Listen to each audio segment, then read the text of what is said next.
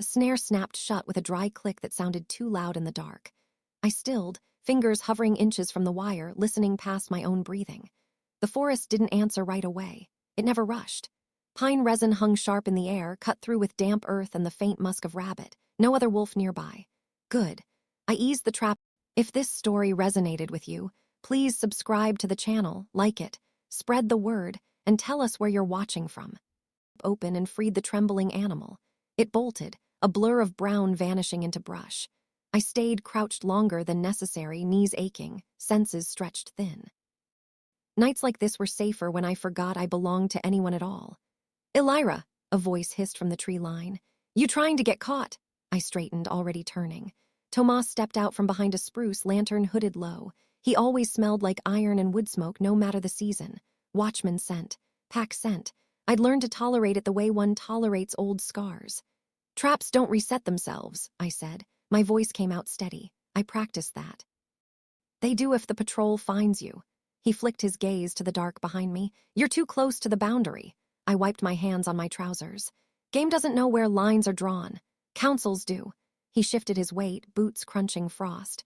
"And Omegas especially should." The word wasn't an insult the way he said it, but it landed all the same. I bent to gather my tools, keeping my face turned away. If I looked at him, he'd see it. That tightening under my ribs, the small, stubborn spark that never quite died no matter how often I pressed it down. "I'll go," I said. "I always do." Tomas exhaled through his teeth, a sound like frustration ground small. "Just be quick." I slung the satchel over my shoulder and took 3 steps before the night broke open. The howl didn't rise, it fell. A long, tearing call that split the forest from crown to root, carrying command in every note. My skin prickled as if brushed by static. Somewhere deep, something old stirred, knocking once against bone. I froze. Tomas swore softly. The lantern shook in his hand. I know." The words scraped out of me. No alpha had used the midnight howl in living memory. It wasn't meant for distance or warning. It was a summons woven into blood. Wolves were supposed to answer without thinking. My body tried. Heat rushed my spine. My vision sharpened until the trees cut themselves into edges too clean to bear. Beneath my breastbone, pressure built, familiar, hated. I dug my nails into my palm, grounding myself in pain. Not now. "Elira." Tomas stepped closer. "Don't." "I'm not." I swallowed. My throat felt raw as if I'd already cried out. "It's not for me." His eyes flicked to mine, then away. "How would you know?" Because the last time I'd answered a call like that, even weaker, even flawed, I'd paid for it in screams and silence. Because my wolf had learned to curl in on herself, teeth bared inward. The howl rolled again, closer this time. The ground seemed to lean toward it.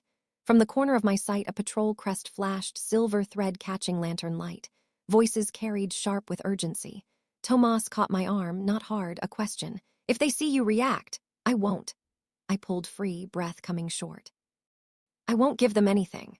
Another sound threaded the night then. Not a howl. A presence, heavy, watching, between 2 trees, eyes ignited gold, steady, unblinking. They weren't hunting eyes, they were claiming. The patrol arrived in a spill of boots and low voices, steel buckles whispering against leather. The gold eyes vanished the instant the first lantern flared brighter, leaving only the imprint of being seen too closely. I shifted my stance, forcing my shoulders loose, my weight even. If they noticed anything wrong, it couldn't be in how I stood. "Report," one of them barked. Tomas stepped forward before I could open my mouth. "Boundary check, snare line intact." The patrol leader, a broad-shouldered woman with frost caught in her braid, narrowed her gaze at me. Her nostrils flared. Wolves did that when they didn't like what the air told them. "You," she said. "Your name." "Elira." I kept it brief. Names invited memory. Her eyes dipped, cataloging what I was. No crest, no marks, hands roughened by work instead of claws. "You heard it." It wasn't a question. The midnight howl left no room for denial. It rang in the bones long after the sound passed, like a struck bell that refused to quiet. "Yes, and you didn't answer." I met her stare then, not boldly, just enough. "I don't carry rank. Calls like that aren't meant for me." A murmur rippled through the patrol. Someone scoffed. Someone else shifted, uneasy. The leader's mouth tightened. "Every wolf carries blood," she said. "Rank or not." Tomas cleared his throat. "She was under my watch." That earned him a look sharp enough to cut. "You're stretching your authority, watchman." "I know where it ends," he replied, steady. "This isn't past it." The leader considered him, then flicked her attention back to me. For a heartbeat, I thought she'd press. Ask why my scent felt wrong. Why the night had bent toward me instead of away. Instead, she snapped, "Move her along. Council will want reports by dawn." They turned, boots crunching away, lantern light bobbing through the trees. Only when their sounds thinned did my lungs remember how to work properly. Tomas let out a breath and scrubbed a hand over his face. "You felt it, didn't you?" I nodded once. "Strong." I hesitated. Words shaped things. "Enough." He studied me like he was weighing whether to say more. Tomas had always been careful with me, like one might be with a cracked blade, useful, dangerous if mishandled. "You need to get back," he said finally. "If the king himself, the Alpha King," I cut in, titles mattered to men like Cale Draven. They drew lines in blood. "He doesn't know I exist." Tomas's mouth twitched. "After tonight, I wouldn't bet on that." We walked, keeping to the narrower paths that twisted away from the heart of Frostvale. Forest shifted as we moved, sounds changing pitch, night creatures resuming their quiet work. With every step, the pressure under my skin ebbed, leaving behind an ache like I'd outrun something I shouldn't have survived. "You shouldn't have felt him," my wolf whispered, faint and bitter. She rarely spoke anymore. When she did, it was never kind. I didn't answer, I told her. "You listened." A clearing opened ahead, ringed with old stones half swallowed by moss. Training ground once. Punishment ring later. I skirted it instinctively, heart ticking faster as memory brushed too close. Hands holding me down, voices chanting law like it was mercy. Tomas noticed. He slowed. "You don't have to go this way." "I do." My feet didn't stop. Avoidance was a luxury. "It's shorter." He didn't argue. That was another kindness. At the edge of my dwelling, a lean to built against rock, smoke hole dark, I paused. The night pressed in thicker here. Somewhere far off, another howl answered the first. Not the same voice. A reply, my stomach tightened. "That's not," Tomas began. "I know," I said again, too quickly. Because this time the sound didn't pass over me. It turned, searching. And whatever had watched me between the trees now knew exactly where to look. I didn't sleep. That wasn't unusual. What changed was the way the night refused to let me drift even when exhaustion pulled at my limbs. Every sound pressed close. Pine needles brushing bark, the scuttle of something small under stone, my own breath moving too loud in my chest. The midnight howl lingered like a bruise you keep touching just to check if it's still there. I fed the fire down to coals and sat with my back against the rock wall, knife laid across my knees. Not for defense, for grounding. Steel had rules. Steel stayed where you put it. "He saw you," my wolf said. Her voice carried more substance now, less echo. That alone tightened my fingers around the hilt. "He doesn't know me," I murmured, barely shaping the sound. Speaking to her out loud felt like tempting old punishments. "You're imagining patterns again." She gave a soft, humorless sound. "Kings don't imagine, they take." I closed my eyes. Memory slid in sideways, uninvited. The press of a circle of stones, the copper taste at the back of my tongue, an elder's voice asking the wrong question the wrong way. "Why won't you shift, girl?" As if refusal were stubbornness instead of terror. A presence brushed the edge of my senses. I was on my feet before thought caught up, knife in hand, body angled toward the opening. The air shifted, carrying frost and something darker beneath it, iron, yes, but also storm-wet fur. Alpha scent. It weighed more than it spread, a pressure that bent instinct toward stillness. A shadow filled the entrance. "Put that down," a man's voice said, low and even, not a command, a test. I didn't. My arm stayed lifted, elbow loose, blade steady. "You're far from the keep." "So are you." He ducked to clear the stone lip, firelight catching in his eyes, gold just as they'd been in the forest. Up close, they weren't cold, they were measuring. "That makes two of us out of place." I recognized him then, not from face alone, but from the way the space around him answered. Cale Draven, Alpha King, the one wolves leaned toward without meaning to. My wolf pressed forward, teeth bare inside my skull, not in challenge. In recognition, I swallowed and lowered the knife. Steel rules, yes, but so did survival. "If you've come to accuse me, you'll find I broke no law." His gaze dipped to my hands, to the faint crescents where nails had bitten skin. "You didn't answer the howl." "No, yet you felt it." A statement again. I held his stare this time, heat flaring under my skin in response to his scrutiny. "Feeling isn't a crime." One corner of his mouth moved, not quite a smile. "In some packs, it is." He stepped closer. The fire snapped, sending sparks up between us. My lungs filled with his scent, and my wolf surged hard enough to make my knees threaten. "This is him," she said. Not awe, certainty. The break. Cale's eyes narrowed slightly, as if he sensed the shift in me. "You've been taught to bury your instincts," he said. "Who taught you that?" The question landed too close to truth. I turned away under the pretense of feeding the fire, buying myself a breath. Does it matter? It does when the midnight howl chooses a wolf who refuses to answer, he replied, my hand stilled over the coals. Choose, the word scraped. You called it. His voice dropped. No, I released it. The difference settled heavy between us. Outside, the forest leaned in, listening. And now, Cale went on, the council will come looking for you. I faced him again, firelight cutting his features into sharp planes and softer shadows. Fear stirred, yes, but beneath it, something steadier took root. Let them, I said. His gaze held mine, intent sharpening. You don't understand what's begun. Then explain it, I shot back. Or leave. For a long moment, he didn't do either. Instead, his eyes flicked to my throat, where my pulse jumped against skin. That, he said quietly, is exactly the problem. Cale didn't leave. He stepped past me as if the space were already his, brushing close enough that the fire's warmth wasn't the only heat crowding my skin. I caught the faint rasp of his breath, controlled, measured, an alpha keeping his wolf on a short leash. The lean-to felt smaller with him inside it, ceiling pressing low, walls listening. You'll come with me at first light, he said, glancing once at the thin bedroll, the single shelf of dried roots, not judgment, assessment. Voluntarily. I folded my arms, more to keep them from shaking than from defiance. And if I do, then the council will send guards. His eyes returned to mine. They won't be careful. The fire popped, a spark landing near his boot. He didn't move. Of course he didn't. You don't get to decide my movements, I said, not without cause. His mouth curved faintly, a wolf's version of patience. The midnight howl is cause enough. I didn't answer it.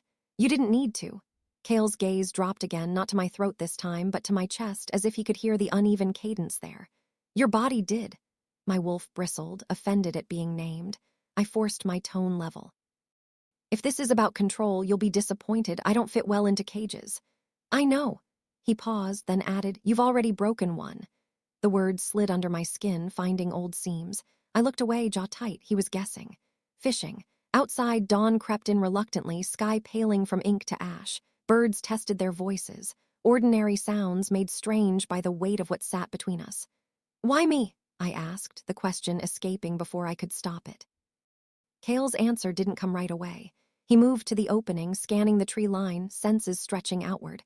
When he spoke, it wasn't as Alpha King addressing a subject. It was something closer to honesty. Because when I released the howl, he said, every wolf in Frostville bowed to it. He turned then, eyes catching the new light turning molten. You didn't. That earned a short, sharp laugh from me before I could swallow it down. Defiance isn't destiny. No, he agreed, but survival is. Footsteps crunched outside, 2 sets, light but disciplined. Cale's posture shifted, authority settling over him like armor. King Cale, a voice called. Council escort. I stiffened. You told them already. I told them enough, he said. Come.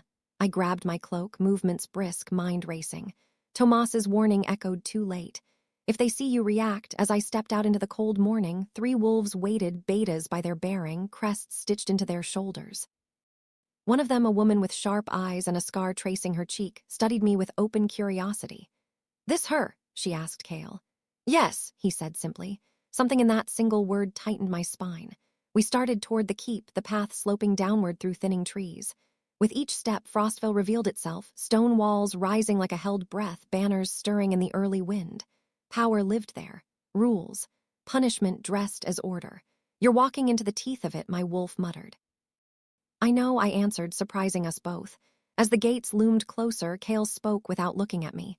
Whatever you think this is, he said, forget it. I shot him a glance. And what do I think it is? Rescue. The gates groaned open.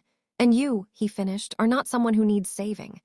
The way he said it, certain, almost respectful, sent a ripple through me that had nothing to do with fear. The keep swallowed us whole. The keep smelled of old smoke and colder things, iron rubbed smooth by generations of hands, old leather, wolf packed too tightly together. Sound behaved differently inside these walls. Footsteps carried farther than they should have. Voices slipped around corners and waited. I kept my gaze level as we crossed the inner yard. Wolves paused in their work to watch us pass. Not openly, just long enough for curiosity to sharpen into rumor. I caught fragments on the air, my scent threaded with Cale's authority, wrong enough to itch. Unranked, someone muttered. Omega, another guessed, then corrected when my stride didn't short. The woman with the scar Saris, I realized belatedly, Cale's right-hand beta fell into step beside me. Walk like you belong, she said under her breath. or they'll decide where you fit. I already know where they'd like me, I replied. Her mouth twitched. Approval, maybe, or amusement. Hard to tell with wolves like her. We entered the council hall without ceremony. No guards announced us. No horns sounded. That, more than anything, told me how carefully Kale was managing this. The room curved inward, stone benches rising in tiers, a shallow fire pit burning low at the center. Elders occupied the higher seats, cloaks heavy with stitched symbols that marked age, not power. Elder Merrick leaned forward first, fingers steepled. His eyes were pale, almost colorless. You bring an unknown before us at dawn, Alpha King. I bring a wolf, Kale replied. He didn't raise his voice. He didn't need to. One who felt the midnight howl. A ripple passed through the chamber. I counted breaths. 1, 2, keep them even. Merrick's gaze pinned me. Name, Elira. Rank, I hold none. A thin smile cut Merrick's mouth. Everyone holds a place, child, even those who refuse it. Before I could answer, Kale spoke. She's under my protection.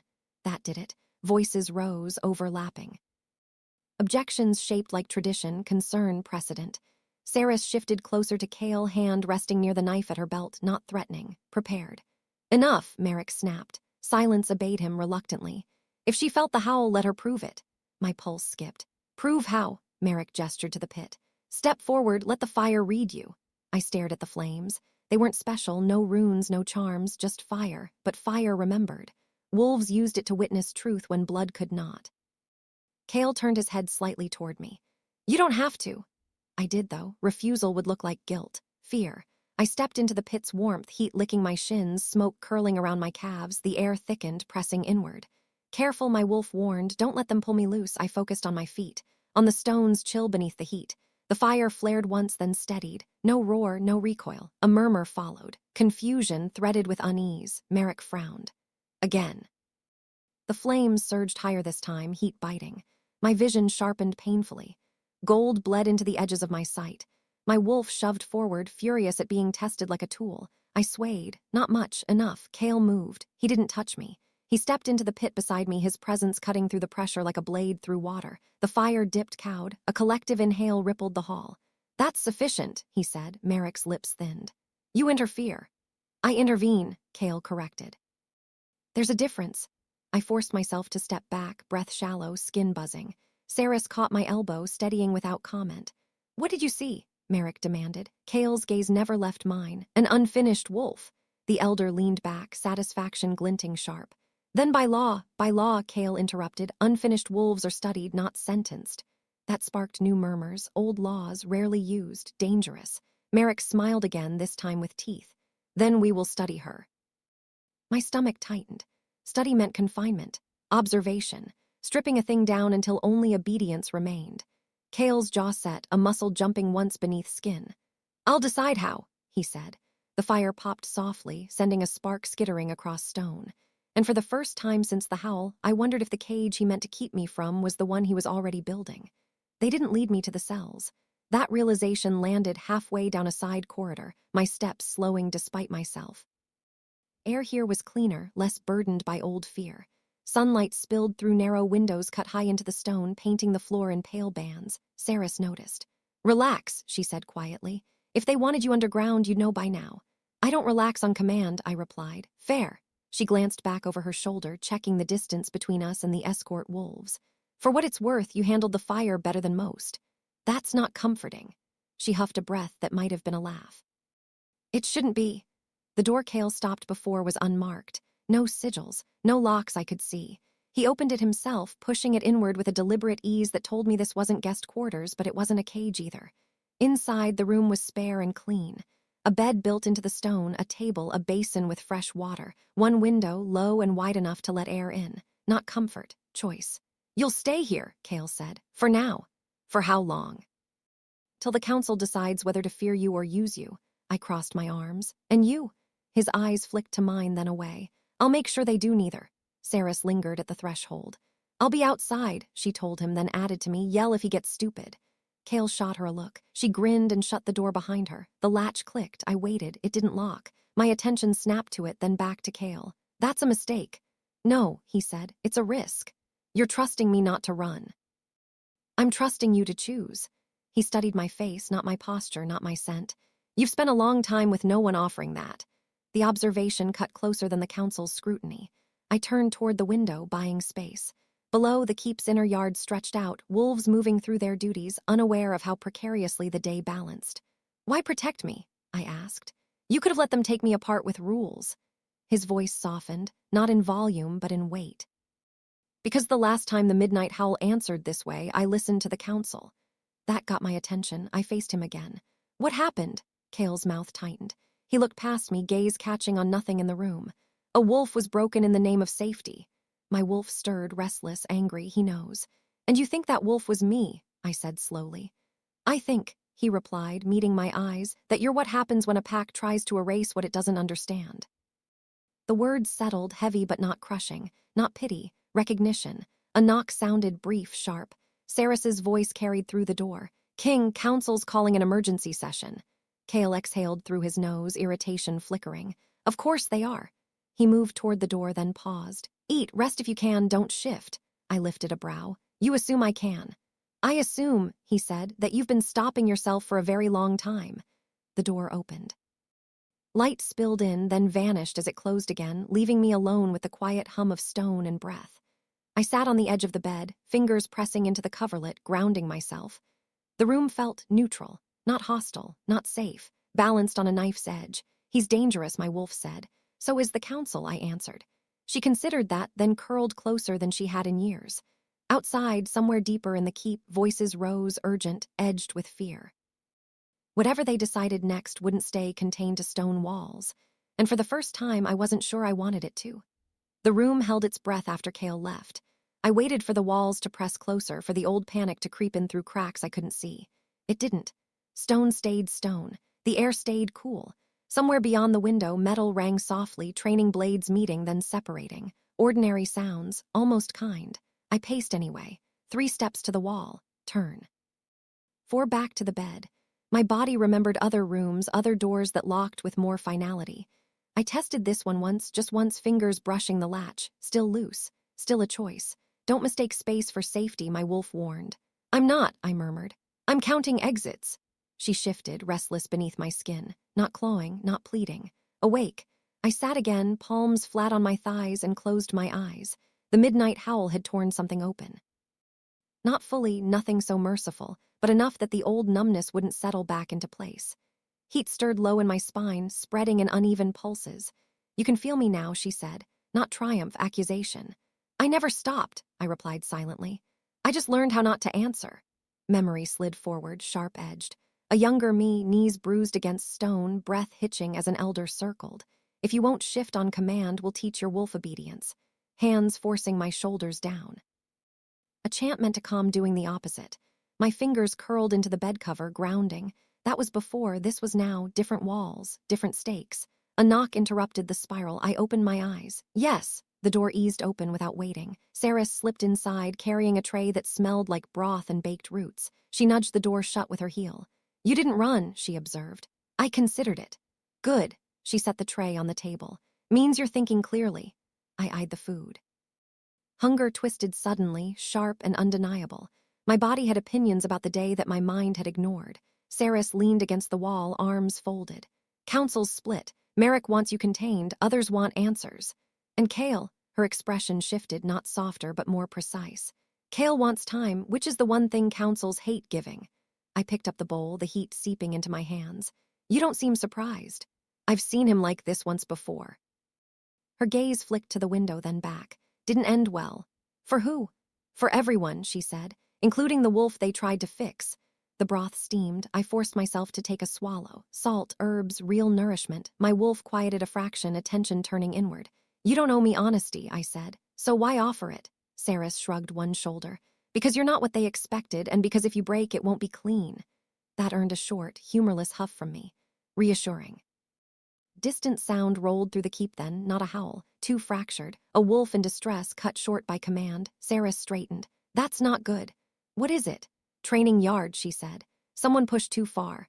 My stomach tightened. The heat along my spine flared, sharper now, answering without permission. My vision edged toward gold. Saris noticed. Her eyes narrowed. "Easy." "I'm fine." "You're not." She stepped closer, voice low. "Your wolf's closer to the surface than you think. I've handled worse." "Maybe." met my gaze unflinching. But you haven't handled it here. Another cry cut the air, closer this time. My pulse stuttered, then steadied into something colder, focused. They're hurting someone, my wolf said, no bitterness now, only intent. I set the bowl down carefully, too carefully. Saris followed my movement. Don't! If the council's testing limits, I said, rising, they won't stop on their own. This isn't your fight. I reached the door and paused, fingers brushing the latch again, still loose.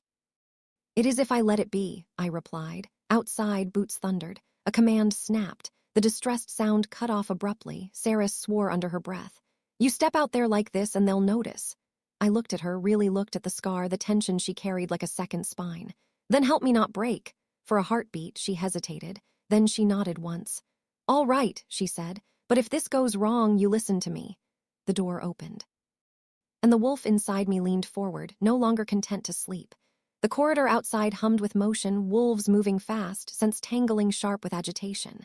Saris took the lead without thinking, stride long and purposeful, her presence parting traffic the way rank did when it knew itself. Head down, she muttered. Breathe through your mouth. I did neither. The closer we got to the training yard, the thicker the air became. Sweat, blood, oiled steel. My senses sharpened past comfort, sound resolving into too many layers at once. The scrape of boots, a wheezing inhale, the low murmur of spectators pretending this was instruction and not spectacle. The yard opened suddenly, wide and sunlit, stone packed hard beneath dozens of feet. A ring had formed. Wolves pressed shoulder to shoulder, eyes bright, attention locked inward. At the center, a young man knelt. Not a boy, but not fully grown into himself either. His shirt hung in tatters, skin flushed too hot, veins standing out along his neck. A beta circled him, staff in hand, movements calm, almost bored. Shift, the beta said. Half form will do. The young man shook his head. Barely. I can't. The staff struck stone beside his knee with a crack that echoed off the walls. Then you won't leave this ring. Something in my chest pulled tight, then twisted. Not fear, recognition. He's blocking, Saris said under her breath. They're forcing it open. The beta raised the staff again. Stop! The word left me without volume, but it cut clean through the yard. Conversations died mid-breath. The beta turned, irritation flickering as his gaze found me. And who, he asked coolly, are you? I stepped forward before Saris could grab me. Sunlight warmed my face, but my skin prickled as if brushed by frost. Every instinct screamed exposure. I'm the reason the council called an emergency session, I said, not loud, certain. A ripple moved the ring, interest, confusion, calculation. The beta's eyes narrowed, scenting me properly now. Ah, he said, the unfinished one. The young man's head lifted. His eyes met mine, wide, glassy, desperate. My wolf surged, snarling at the smell of his fear. Release him, I said. Or what? The beta asked. I didn't answer right away. Words weren't what mattered here. I took another step into the ring, then another. The space yielded reluctantly, wolves shifting back as if the air around me had grown teeth. Saris hissed my name, sharp with warning. I didn't come to challenge rank, I said, fixing my gaze on the beta. I came to stop damage, he laughed once. Damage builds strength. No, I replied, it builds silence. The staff came down, not on the young man, on me. I moved without thinking. My body twisted aside, the blow glancing off my shoulder instead of cracking bone. Pain flared, bright and immediate, and my wolf lunged. Heat tore up my spine. My vision fractured, gold flooding in hard enough to make me gasp. A sound ripped from my throat, half growl, half breath. The yard erupted. I dropped to one knee, hands clawing at stone as bones shifted beneath skin, not fully, not cleanly. Fingers lengthened, nails thickening, joints screaming protest. This wasn't a shift. It was a break in the dam. Enough! Someone shouted. Too late. The beta stumbled back, staff forgotten, eyes wide. She's unfinished, I snarled, the words scraping out wrong, layered with something deeper. Saris was there suddenly, hand firm on my shoulder, grounding, anchoring. Elira, look at me. I did. Her face held steady, no fear, no awe. Command earned the hard way. Breathe, she said. Slow. I dragged air in, the world shuddering as my wolf strained against the limits I'd hammered into place for years. The pressure was unbearable, and then gradually it eased. My hands returned to themselves, trembling but human. The gold receded, leaving the yard staring. Silence followed. Not empty, heavy. The young man scrambled to his feet, staring at me like I'd pulled him back from a cliff. He bowed his head quick and deep before darting out of the ring and into the crowd. I swayed. Saris steadied me, grip tightening. Footsteps approached, measured, familiar. Cale stepped into the yard, eyes sweeping the scene with lethal clarity. "What?" he asked calmly. "Just happened." No one answered. I lifted my head, meeting his gaze through the ache, through the echo of my wolf still pacing inside. "I stopped it," I said. Cale's eyes flicked to the beta, then back to me. Something darkened there, not anger, decision. "And now," he said, voice carrying across the yard, "everyone here will explain themselves." The wolves around us shifted, unease rolling outward in a widening circle. Because whatever the council thought they were testing, it had just pushed back. No one rushed to speak. The yard held its breath again, but this time the silence didn't feel empty. It felt weighted, as if every wolf present knew a line had been crossed and was waiting to see whether it would be erased or carved deeper. Cale's gaze settled first on the beta with the staff. "Your name?" The man straightened, chin lifting on instinct. "Rhett, training master for the eastern ranks. You were ordered to push a block." Rhett hesitated. That pause cost him. Wolves noticed pauses. "Yes," he said, "by Elder Merrick." A murmur rippled outward, sharper than before. Saris's hand tightened at my shoulder, not fear, containment. Cale inclined his head once. "Leave," Rhett blinked.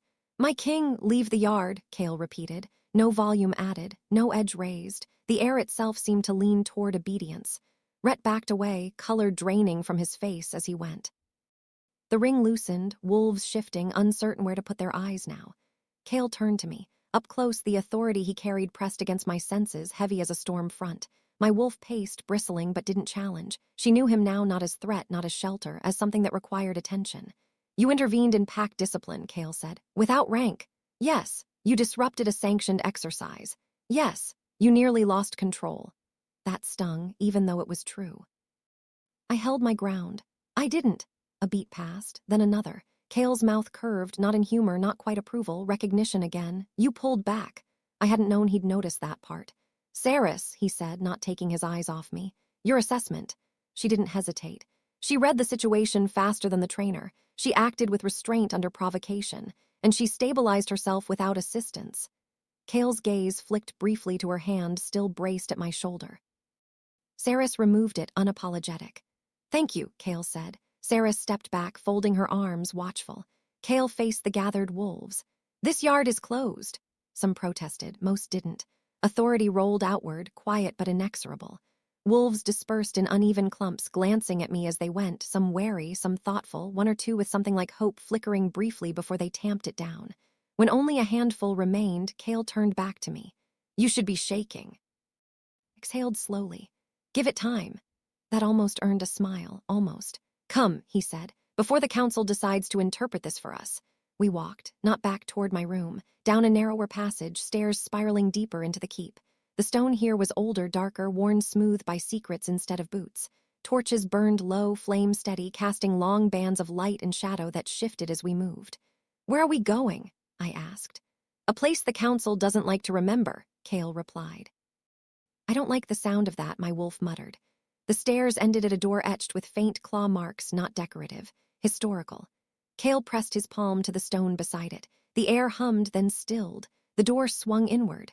The room beyond was circular, smaller than the council hall, larger than a cell. No benches, no chains, just a ring of carved symbols along the floor's edge, worn thin by time. "A balancing chamber," Cale said. "Old law."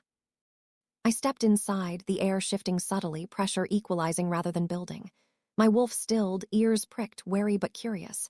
"You brought me here to contain me," I said. "I brought you here so you wouldn't have to," he replied. I turned to him then. "You're breaking rules for me." "I'm choosing which ones matter." Outside the chamber, distant voices echoed, raised, angry.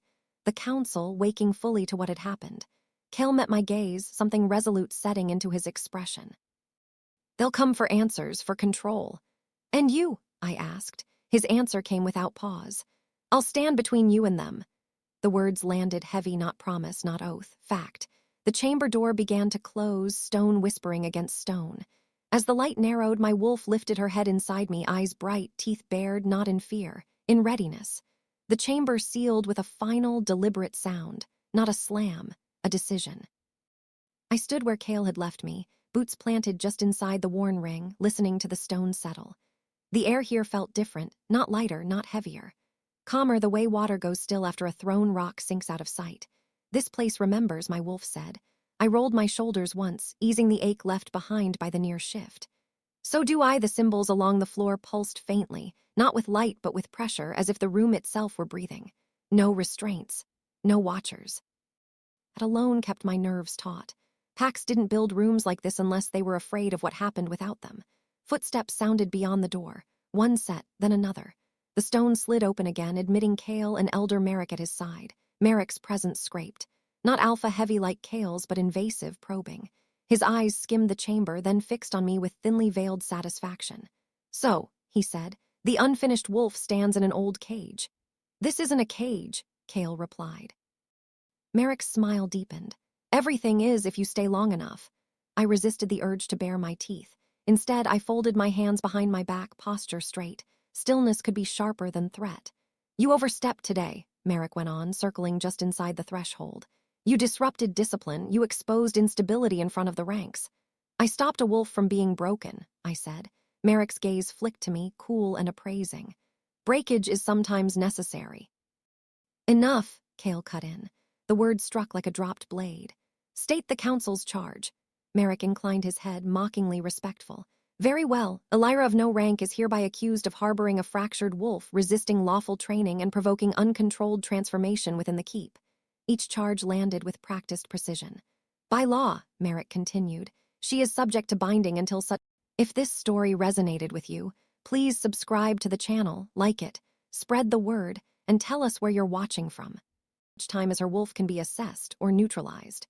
My chest tightened. Binding meant seals.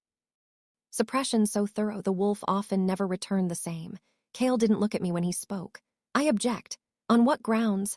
"On the grounds that she demonstrated restraint under provocation," Kale said, "and because the law you cite predates the balancing statutes." Merrick's eyes sharpened. "Those statutes are theoretical, unproven." "Old," Kale corrected, "not theoretical." The elder turned fully toward him now. "You are risking instability for sentiment." Kale's gaze hardened. "I'm preventing it." The symbols beneath my feet warmed, subtle but unmistakable. My wolf stirred, not pushing, not retreating. Listening, Merrick noticed. His nostrils flared. "You feel it, don't you?" he said to me. "This room responding, that's what frightens you. You don't belong in any place that answers you." I met his stare. "You're wrong." He laughed quietly. "Am I?" Kale stepped forward, placing himself between us without touching either side of the ring. "The council will reconvene at dusk," he said. "Till then, Elira remains here unbound." Merrick's smile vanished. "You presume much." "I presume authority," Kale replied, "while I still hold it." The elder studied him for a long moment, then turned back to me. "Consider this a mercy," he said. "The longer you stand, the more you'll be expected to kneel." He left without waiting for dismissal. Silence settled again, heavier now, threaded with consequence. Kale finally looked at me. "You didn't flinch."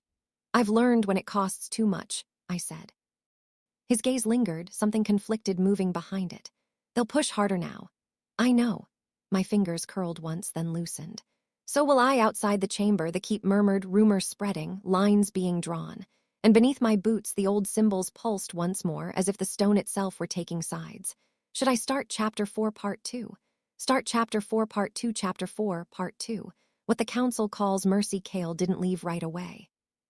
He stayed just outside the ring, boots planted on the unmarked stone, arms folded loosely as if this were a pause in conversation rather than a fault line opening under both of us. The torches along the wall burned lower, flames bending inward, drawn by something older than air. "They'll call witnesses," he said at last. "They always do when certainty slips." "Against me," I replied. "About you," he corrected. "There's a difference." I huffed a quiet breath. "Only if you're the one being questioned." His mouth twitched, acknowledging the truth of it. "You'll hear things you don't recognize as yours." I shifted my weight, boots scuffing faintly over the etched stone. The symbols answered with a low pressure that climbed my calves and settled behind my knees, not restraining. Supporting, like hands at my back, holding me upright without forcing posture. My wolf tilted her head. "This place doesn't lie." "That's dangerous," I murmured. "Yes," Kale agreed. "Which is why they buried it." Footsteps echoed again, brisk and numerous this time.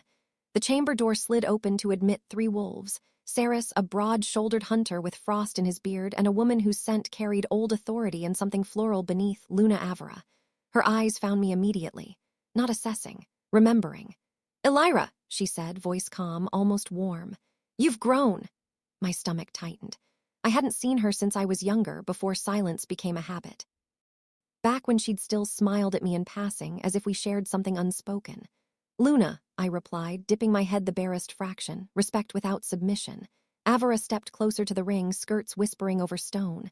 The council wishes clarity, she said. And so do I, Saris crossed her arms. She already gave it in the yard. Avera glanced at her, unbothered. Action explains consequence, not origin. Her gaze returned to me. Why did you block your wolf? The question slid clean and sharp, no accusation clinging to it. The chamber tightened, waiting. I inhaled slowly, the air cool against my teeth. Because the first time I didn't, I was punished for surviving it. Kale's head snapped toward me. Avera didn't react outwardly, but something in her scent shifted, unease, quickly masked. Punished how? I weighed the room, the listening stone, the wolves who would decide whether my honesty became another weapon. They called it correction, I said. Called it losing control under orders that wanted me smaller. The hunter beside Avera shifted, boots scraping. I remember that trial, he said slowly. The girl who wouldn't complete her shift. Merrick's words echoed from memory, obedience builds safety. Avera closed her eyes briefly, then opened them. You were young. I was capable, I replied. That frightened them. Silence followed, not empty, not shocked, considering. Kale's voice cut through it, controlled but edged. Why was I never informed? Avera met his gaze. Because the council believed the issue resolved. Resolved, he repeated, tasting the word. Saris snorted softly. By breaking the thing that made it inconvenient. Avera's eyes flicked to her. Mind yourself, Beta. Saris didn't back down. I am. The chamber pulsed again, pressure rising slightly, then settling as if it approved of confrontation done cleanly. Avera returned her attention to me. Your wolf speaks now. Yes. Does she resent you? The question surprised me. I paused, searching inward. My wolf lifted her head, gaze steady. She kept us alive, my wolf said. No, I answered. She doesn't. Avera studied my face, my hands, the way my weight stayed centered despite the scrutiny. Then why does the midnight howl answer you? I don't know, I said honestly.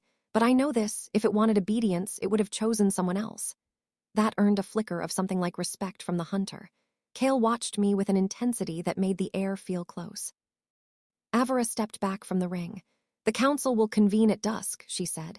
Until then, she remains here. Unbound, Kale added. Avera inclined her head. Unbound. As they turned to leave, she paused, looking back at me once more. Be careful, Elira, she said softly. They are not used to wolves who stand without permission. I held her gaze.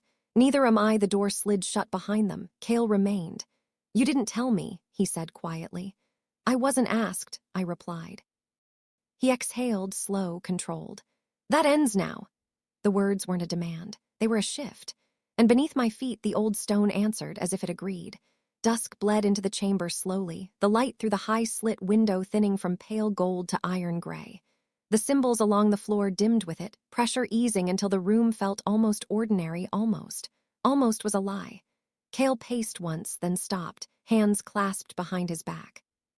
He moved like a wolf forced into stillness, coiled energy pressing against restraint. I watched him without pretending otherwise. There was no point, he already knew.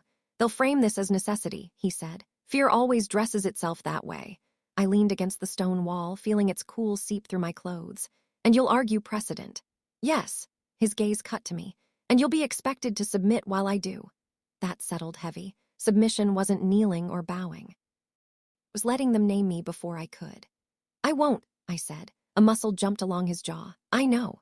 Silence pressed between us, not strained, not comfortable, shared. The chamber door opened again, wider this time, admitting a knot of elders and guards. Merrick entered first, satisfaction barely concealed beneath ritual calm. Luna Avera followed, her expression unreadable. The hunter I'd seen earlier took a place along the wall, eyes on the floor. Merrick lifted his staff. The council is convened. I straightened, stepping back into the ring without being told. The stone answered with a muted thrum. Merrick's eyes flicked down, then away. He pretended not to notice. By the authority vested in this council, he began, we recognize the danger posed by fractured wolves who respond to alpha calls outside hierarchy. My wolf bristled. He's lying. Kale spoke before I could. State the charge. Merrick's lips thinned. Elira of no rank is deemed unstable. Her wolf reacts to pressure with uncontrolled manifestation. For the safety of Frostvale, she will be bound until such time as control is achieved or her wolf is rendered inert. The words struck like thrown stones. Inert, I repeated. Merrick inclined his head. A mercy. The chamber tightened, pressure spiking sharply. The symbols flared, not bright but insistent. Several elders shifted uneasily. Cale stepped forward. You invoke safety, yet ignore balance. Merrick turned on him.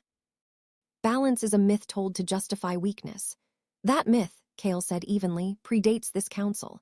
Merrick's staff struck stone. Then call it what it is. Cale didn't look away from him. The midnight howl. The room reacted, breath caught. Avara's eyes widened a fraction before she mastered herself. Merrick laughed, short and sharp. You overreach. I recognize pattern, Cale replied. A howl that bends alphas but does not command. A wolf who stands under pressure instead of breaking. This chamber responding without seals. He turned to the elders. You are not facing instability, you are facing a balancer. The word landed hard, old, dangerous, powerful. Merrick's gaze snapped to me, something like fury burning through his composure. There has not been a balancer in centuries. Because you destroyed them, Cale said. Silence fell, not waiting, shocked. Avara stepped forward. Cale, she said carefully, if this is true. It is, I said quietly. Every gaze swung to me. I don't know the full shape of it, I went on. But my wolf steadies when others fracture. She answers dominance by refusing it, and she remembers what you tried to erase.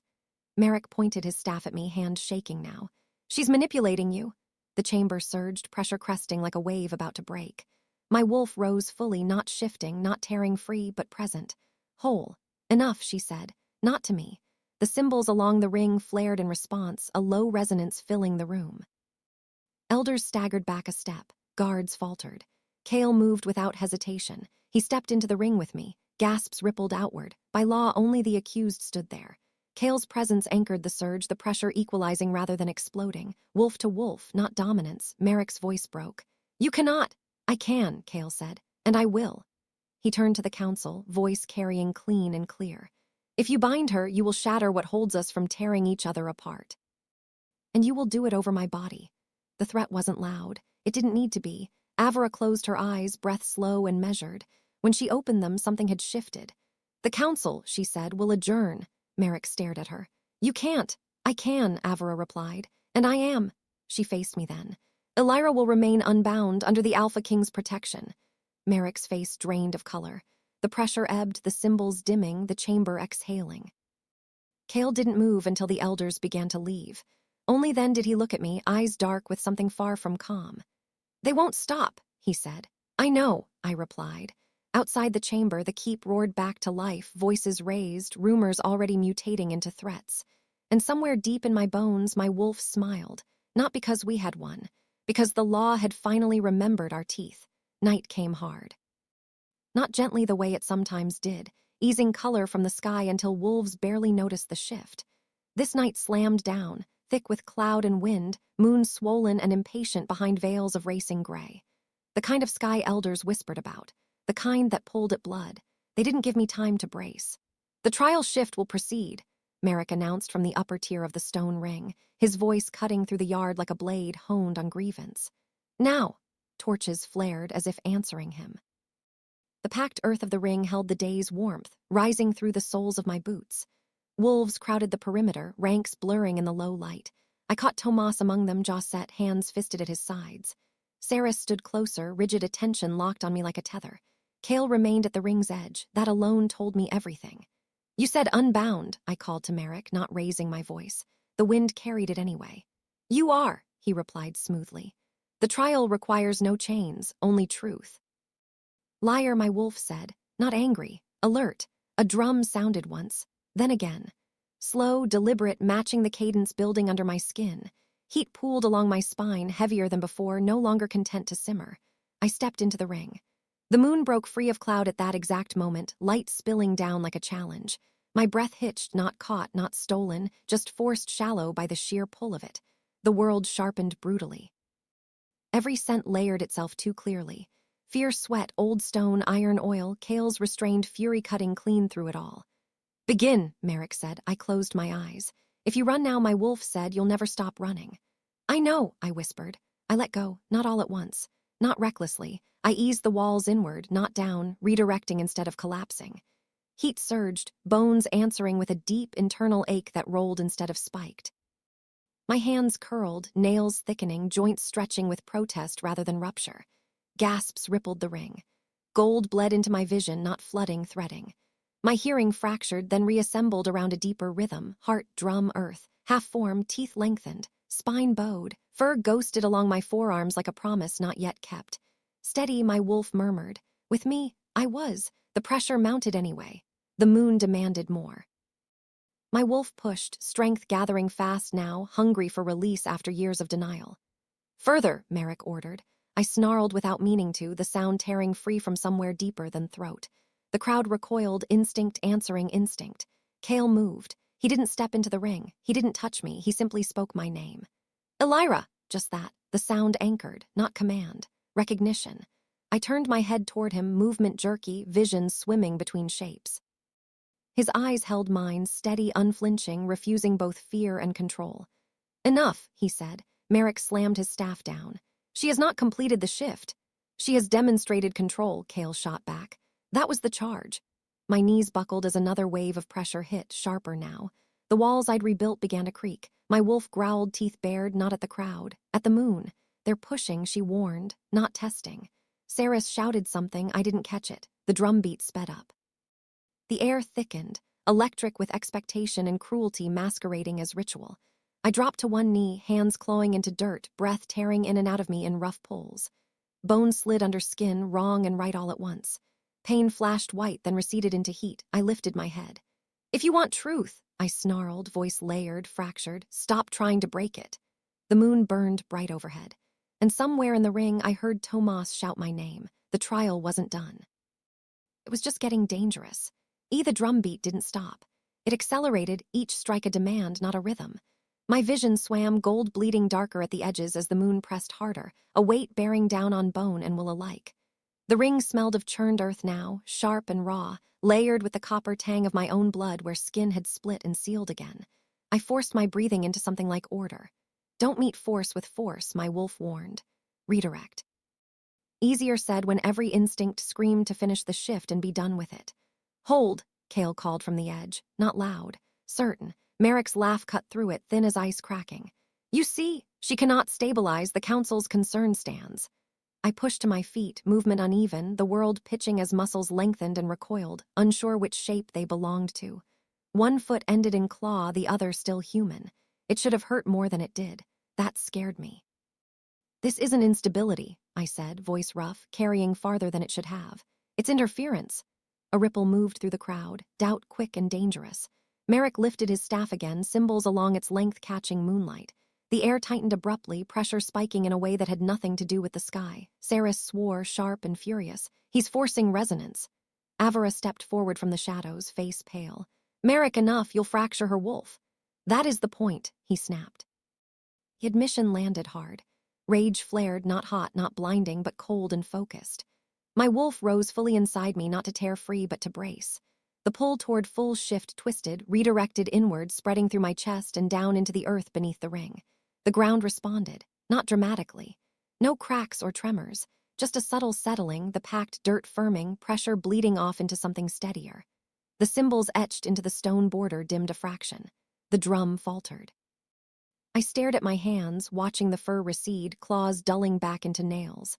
Half-form unwound, not collapsing, not snapping, but smoothing into alignment. That's it, my wolf said, satisfaction humming through her tone. Balance. Gasps rippled again, different this time, not fear, recognition. Merrick froze, staff raised, eyes wide. What are you doing? Stopping you, I said. The moon slipped behind a cloud as if on cue, light thinning. The pressure eased another notch. My body followed, bones settling with small, sharp aches that spoke of strain, not damage. Cale exhaled slowly, the sound carrying to me even over the murmurs. He hadn't realized he was holding it. Trial complete, Avera said firmly. She held form under duress and returned unaided. Merrick turned on her. You can't be serious. I am, she replied. And so is the pack, look at them. I did. Wolves along the ring's edge watched me with something like awe, something like fear, but threaded through it, a fragile respect.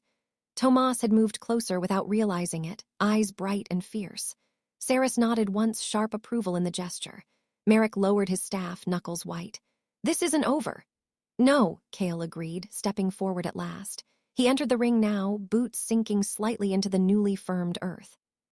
He stopped at my side, not touching, but close enough that my wolf leaned toward him without asking. It never is, he continued. But you will not weaponize our laws tonight. Merrick's gaze slid to me, hatred barely contained. Enjoy your victory, Balancer. They always end the same. He turned and strode from the ring, robes snapping in his wake. The drum fell silent. The sudden quiet rang in my ears louder than any howl.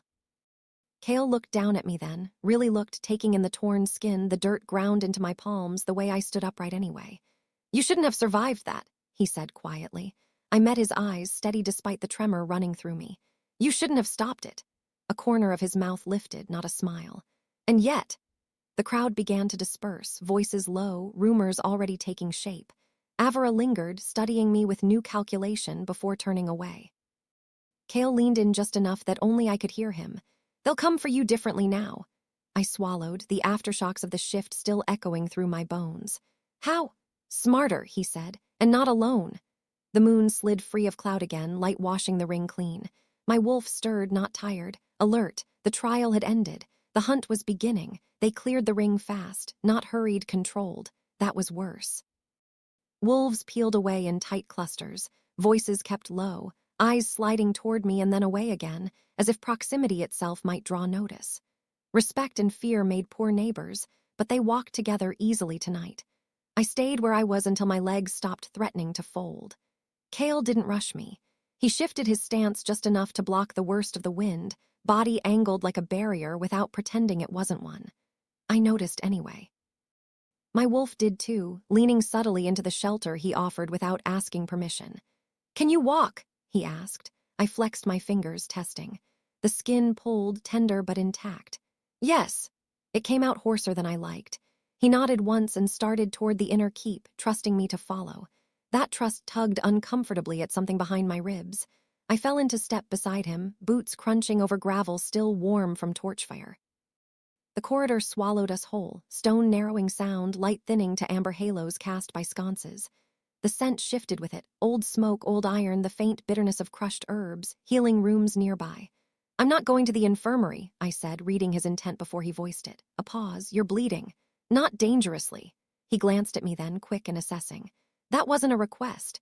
Neither was my participation in your trial, I shot back. His mouth twitched. Point. We turned down a narrower passage, footsteps echoing sharp against the walls. Somewhere above us, a door slammed. Voices rose, then cut off abruptly. The keep felt unsettled, like a pack after a failed dominance display, circling, recalibrating. Saris waited near the infirmary arch, arms crossed, posture taut. You're walking, she noted. Good. Glowing endorsement, I muttered. She snorted. You embarrassed half the council, that's more than good. Her gaze flicked to Cale. Merrick's furious.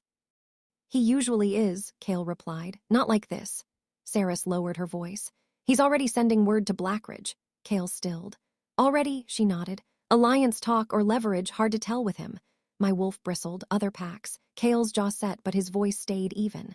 Thank you. Saris hesitated, eyes returning to me. They'll test you, she said quietly. Not with force, with isolation, questions that sound like kindness. I met her gaze. I've lived on scraps. I recognize poison when it's sweet. Something eased in her expression. She stepped aside. Then heal, you'll need strength. Inside, the infirmary was quiet, too quiet for a keep this size. Tomas stood near a table stacked with clean bandages, shoulders stiff. When he saw me, relief cracked his composure clean through. You stupid, he stopped himself, swallowing hard. You scared me. I scared myself, I admitted. He huffed a breath that tried to be a laugh and failed. Next time you plan on challenging the council, warn me. There won't be a next time, Cale said. 3 pairs of eyes turned to him. There will be consequences, he clarified, but not another trial like that. Tomas studied him, then nodded once, a soldier's acceptance. He left without another word, giving my shoulder a brief squeeze as he passed.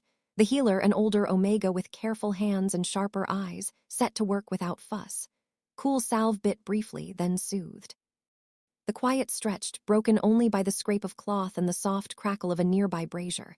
Cale waited by the door, not watching, guarding. When the healer finally stepped back, satisfied, Cale crossed the room. You're under my protection now, he said. No ceremony, no declaration. I already was, I replied. You just said it out loud. His gaze held mine, something thoughtful passing through it. That makes it real. The words settled heavy, not comforting, binding. Outside, a distant howl rose, cut short, answered by another. The pack was restless, alignments shifting, old instincts waking. My wolf stirred, alert and unafraid. Kale opened the door, gesturing me forward. "Come," he said. "We need to talk before someone decides to listen at the wrong door." As we stepped back into the corridor, I glanced once over my shoulder, toward the yard, the ring, the moon now slipping westward. The trial was over. But Frostville had tasted something it hadn't felt in generations: balance, and balance never went uncontested. Kale didn't take me to a council room. That alone tightened something in my chest. He led us instead through a side stair seldom used, stone-worn uneven by centuries of boots that had chosen secrecy over ceremony. The torches here burned lower, flames narrowed and blue-edged, treated with resin that dulled scent as much as light. "Privacy fire," I noted. His head tipped a fraction. "You notice things." "I have to." The stair ended at a narrow landing and a door banded in dark iron. No crest, no guard. Kale pressed his palm to the wood. The grain shimmered faintly, reacting to him, then the door swung inward. The room beyond was spare. Table, 2 chairs, a narrow window cut deep into the outer wall, moonlight reduced to a pale stripe across stone. The air carried pine and steel, his scent, restrained but present, layered with something older. Memory. He closed the door behind us. The latch settled with a sound that felt final. "Before you ask," he said, moving toward the table, "yes, this place is warded." "Against listening?" I asked. "And influence." He glanced at me. "Both kinds." I exhaled slowly, tension easing a notch despite myself. "Then say what you need to say." He didn't sit. He rested his hands on the table's edge, shoulders squared, alpha-bearing stripped of audience. What remained was heavier. "The council will fracture," he said. "Some already have. Avera will try to hold the center. Merrick will move through proxies. And Blackridge," I added. "Yes." His mouth flattened. "They've wanted leverage over Frostville for years. You complicate that." "By existing," I said dryly. "By balancing," he corrected. The word scraped even now. "I didn't ask for this." "No," his gaze sharpened. "But you chose it tonight." I looked away to the narrow window, the sliver of moonlight barely touching the floor. "I chose not to break." "Exactly." Silence settled, not awkward, measured. The warded air hummed faintly like a held breath. Kale straightened at last. "There's something you need to understand about the midnight howl." My wolf lifted her head. "You didn't answer it," he continued. "And yet you shaped its echo. That shouldn't be possible." "Unless the howl wasn't meant to command," I said slowly. "Only to call." His eyes darkened. "That's the theory Merrick buried." "Why?" "Because a call can be refused." Kale's fingers curled against the table. "And refusal terrifies wolves who rely on hierarchy to keep the peace." I turned back to him. "So where does that leave me?" "With a choice." He held my gaze. "And a target." My wolf paced inside me, restless but steady. "Truth now," she urged, "all of it." "Why protect me?" I asked. "Beyond politics." The question hung between us, sharp and necessary. Kale didn't answer immediately. He moved to the window, staring out at the dark beyond the wall. When he spoke, his voice was lower, stripped of formality. "Because the last balancer died under my grandfather's reign," he said, "and I grew up listening to the silence she left behind." I swallowed. "What happened to her?" "She refused to be owned," he replied. "So they called her unstable, dangerous, sound familiar." The room seemed to tighten, stone pressing close. My wolf growled softly, not in anger, in recognition. "You're not just protecting me," I said. "You're trying to fix something." His jaw tightened. "I'm trying not to repeat it." We stood there, the weight of shared history, mine barely known, his inherited, settling into the space between us. Outside, a howl rose from the forest. Not a challenge, a question. Kale turned back to me. "If you stay," he said, "this will cost you what little anonymity you have left. And if I leave, then Frostville will tilt without you," he said quietly. "And Merrick will hunt you without restraint." The choice pressed in, sharp and unavoidable.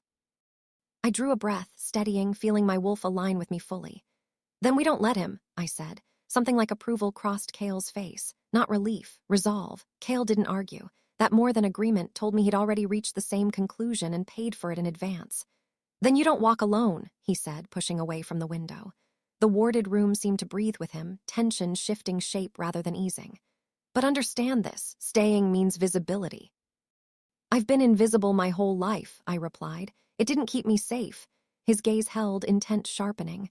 "Visibility draws knives. So does weakness." I shrugged one shoulder, careful of the freshly treated skin. "At least this way I'll see them coming." A sound escaped him short, almost a laugh cut off before it fully formed. "You sound like her." I stilled. The balancer? Yes. He hesitated, then continued. Her name was Reen. She lived in the outer valleys, avoided the keep whenever she could. Said power rotted faster when trapped inside walls. That sounds sensible, I said. She said many sensible things. His expression darkened. They called it defiance. I absorbed that quietly. The pieces fit too well. You knew her, I said. I was a child, he replied. But wolves remember, especially when they're shown something they aren't meant to forget. My wolf stirred at that, ears pricking, memory carried in blood. Cale moved back to the table and finally sat, the chair scraping softly against stone. He gestured to the other seat. Sit, this isn't a conversation you have standing. I obeyed, the chair cool beneath me. Sitting made the fatigue impossible to ignore. My muscles hummed with aftershock, not pain, but a deep, restless ache. You redirected resonance in the ring, Cale said. That wasn't instinct, that was choice. Instinct guided it, I corrected. Choice allowed it. A corner of his mouth lifted. You argue like an elder. I grew up listening to them argue about me, I said. You learn patterns. He studied me for a long moment. Your wolf isn't blocked. No, she's integrated. Yes, I met his eyes squarely. That's what they don't understand. They think control means suppression. And you know better. I learned the hard way. Silence settled again, thicker now. Somewhere beyond the walls, footsteps echoed, guards changing shifts, the keep resuming its careful routines. There's another reason Merrick fears you, Cale said. I waited. Balancers don't just steady wolves, he continued. They expose fault lines, lies told often enough to become law. My chest tightened. Such as the idea that omegas are inherently weak. His voice sharpened, edged with restrained anger. Reen dismantled that myth by existing. You will do worse. I exhaled slowly. I'm not trying to dismantle anything. You don't have to, he said. Balance does it for you. Knock sounded at the door, 3 sharp raps disciplined. Cale rose in one smooth motion. Yes, Saris's voice came through the wood. You're needed now. Cale opened the door a fraction. What happened? Blackridge envoy, she replied. Arrived early and they brought a seer. The room seemed to tilt, not dramatically, just enough to make the air feel thinner. A seer, I repeated. Cale closed the door again, eyes hard. That escalates matters. My wolf growled softly. They want confirmation. Of what? I asked. Of whether you're worth stealing, he said. Or killing. I pushed to my feet, fatigue forgotten. Then I should meet them. His head snapped toward me. Absolutely not. They already know I exist, I countered. Hiding me only makes me look like a weakness. He stepped closer, lowering his voice. You are not a bargaining chip. No, I agreed. I'm a variable. The word hung between us, dangerous and true. Cale studied me, conflict warring openly now, alpha instinct clashing with strategy. Finally, he nodded once. Not tonight, he said, but soon, on our terms. Outside, Saris shifted impatiently. Cale opened the door and spoke to her quietly. She glanced past him at me, eyes narrowing, then nodded. When they moved away, Cale turned back to me. Rest, he said. Tomorrow you begin training. My brow lifted. Training for what? For surviving being seen, he replied. As he left, the warded room settled into silence again. I sank back into the chair, pulse steadying, wolf alert but calm. Tomorrow, Frostville would start testing its assumptions, and I would be standing right where the cracks were widest. Sleep didn't come easy. Not because of pain, my body had settled into a low, manageable thrum, but because the keep wouldn't quiet. Even through thick stone and warded air, I felt it. The pack's unease rippling outward, wolves pacing in their dens, conversations cut short whenever footsteps passed too close. They were thinking about me. That was new. I lay on the narrow bed Cale had assigned, simple, functional, tucked into a guest chamber no one important used unless they wanted to avoid being noticed. The irony didn't escape me. A lamp burned low on the table beside me, flame steady, scent faintly herbal. Sleep charm. Considerate. Ineffective. You're safe for now, my wolf said. For now, I agreed. Footsteps paused outside the door. One set. Familiar. A knock lighter than Saris S., less formal than a guard S. Elira, Tomas's voice. You awake? I swung my legs over the side of the bed. Yes. He slipped inside, closing the door behind him with care. He looked like he hadn't slept either, hair loose, shoulders tense, eyes too bright. They're saying things, he said without preamble. When do they stop? I asked. He huffed quietly. Fair. He paced once, then stopped. Blackridge's seer is dangerous. She doesn't just predict, she provokes. Into making mistakes, I finished. Yes. He met my gaze. You won't, will you? I tilted my head, considering. I already made one, I stayed. Something like pride flickered across his face, quickly masked. That wasn't a mistake. Depends who you ask. He shook his head. Kale's right to train you. Visibility is a weapon if you know how to hold it. And if I do, then they'll try to turn you into a lesson. The words settled heavy. Tomas took a breath, then added more quietly, "For what it's worth, Reen saved my mother once. I didn't know until tonight." I looked at him, surprised. "She steadied her during a bad shift," he continued. "Refused payment, said balance wasn't a service, it was a responsibility." My throat tightened. "She sounds kind." "She was," he said. "That scared them more than her power." After he left, the room felt emptier than before. I lay back down, staring at the ceiling, tracing old cracks in the stone. My wolf settled, watchful, presence warm and solid against my spine. The door opened again some time later. This time there was no knock. Kale closed it behind him, expression unreadable in the lamplight. He didn't apologize, he didn't explain. "I couldn't sleep either," he said. I shifted upright, pulling the blanket tighter around my shoulders. "Alpha King problems." "Leader problems," he corrected. They existed before the crown. He leaned against the wall opposite the bed, arms crossed loosely, not guarded, tired. "They're afraid of what you represent," he said. "Not just balance, choice." "Choice scares wolves," I asked. "Choice scares systems built on obedience." His gaze softened slightly. "You remind them that hierarchy is an agreement, not a law of nature." Silence stretched, deep and thoughtful. "Tomorrow," he continued, "the seer will ask to meet you. And you'll say no." "I'll say not yet." His eyes met mine. "But when it happens, you won't be alone." I believed him. That was the unsettling part. "Kale," I said, testing the way his name felt without title. "Why tell me all this?" He considered, then answered simply. "Because secrets are what killed Reen." The truth of that landed harder than any threat. Outside, a single howl rose, low, questioning. Another answered it, then another, until the sound wove into something almost like harmony. The pack was speaking. Kale pushed off the wall. "Rest," he said again, softer this time. "Tomorrow will be loud." He paused at the door. "And Elira?" "Yes, you're doing this well." After he left, I lay back down, lamp still burning, the keep humming around me. Being seen wasn't safe, but it was honest. And for the first time in my life, honesty felt like a kind of power. Morning broke brittle and bright. Frost glazed the inner yard, thin and sharp, crunching under boots as wolves crossed in tight formations, eyes forward, voices clipped. Pack had decided on composure. That, too, was a choice, and a fragile one. They didn't let me forget I was being watched. Kale set the pace as we moved through the keep, not fast enough to look evasive, not slow enough to invite interference. Saris flanked us on my right, posture loose in the way only trained fighters managed. Tomas followed a few steps back, pretending interest in a notice board that hadn't changed in years. Training, Kale had said. So far, that meant walking where everyone could see us. "Head up," Saris murmured without turning. "Eyes level, don't rush." "I'm not prey," I replied. "Good," she said. "Neither are they, that's worse." We reached the East Hall, a long, windowed stretch that overlooked the outer training grounds. Wolves paused mid-spar when we appeared, movements stuttering before resuming with exaggerated enthusiasm. A door at the far end opened. The Blackridge envoy entered like a knife slid into silk. She was tall, wrapped in charcoal furs despite the sun, hair bound in intricate braids threaded with bone charms. Her eyes were pale, too pale, and they found me immediately, pinning without effort. "Seer," my wolf warned, and not a gentle one. Kale stopped. "Envoy." "Alpha King," she replied, voice smooth, accented just enough to remind everyone she was not from here. Her gaze drifted back to me. "So this is the echo." "Her name is Elira," Kale said. The seer smiled. "Names change, functions endure." Saris's hand flexed near her blade. "I've come to offer clarity," the seer continued. "Blackridge values understanding." "We value sovereignty," Kale replied. "State your business." The seer's eyes gleamed. "I wish to see how she balances under scrutiny." I stepped forward before Kale could stop me. "Then stop staring and ask." A ripple moved through the hall, sharp intake of breath, boots shifting. Challenging an envoy wasn't forbidden, it was discouraged. The seer's smile widened, pleased. "Very well." "Tell me, child." "I'm not," I cut in. "And if you're going to read me, do it properly." Her head tilted. "Oh, and how is that? Without assuming I'm here to serve your curiosity."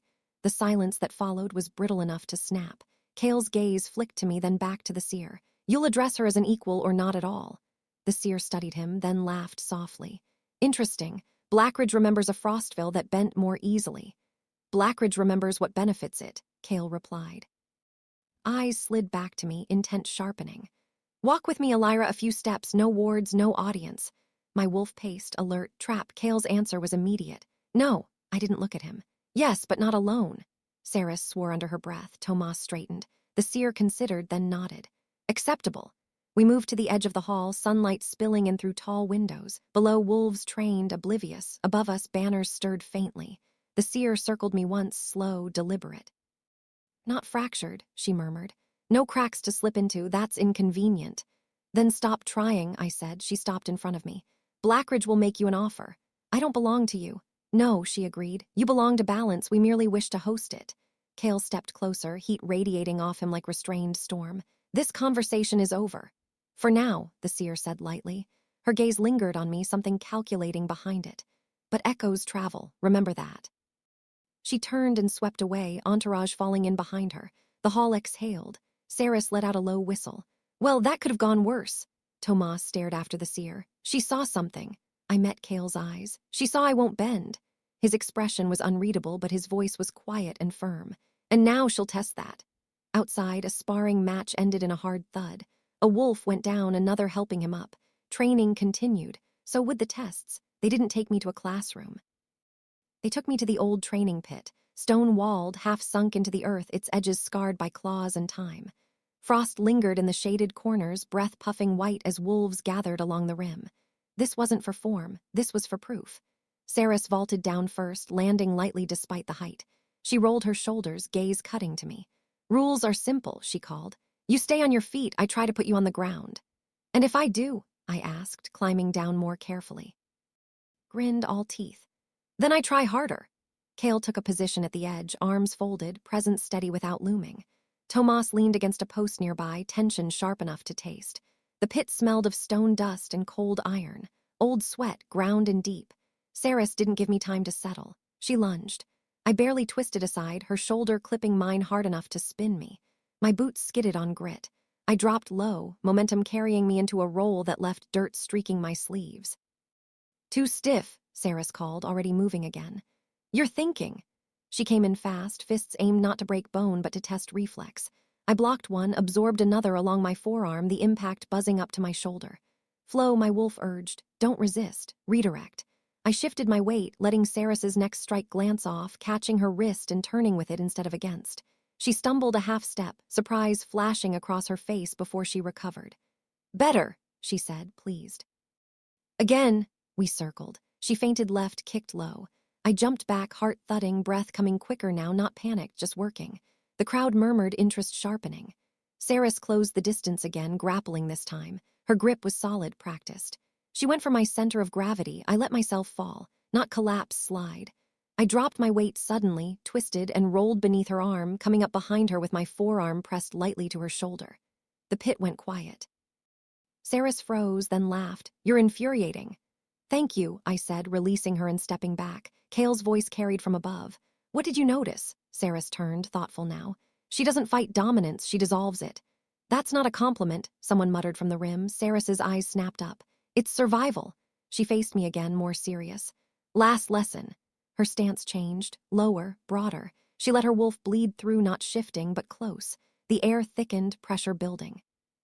My wolf rose in answer, not mirroring, but steadying. The pit felt smaller, the stone walls listening. Saris rushed me, faster now, strength amplified.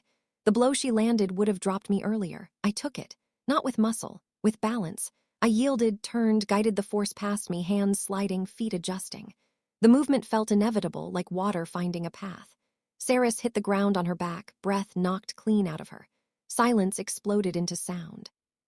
She stared up at the sky for a heartbeat, then barked a laugh. All right, she said, sitting up. Lesson learned.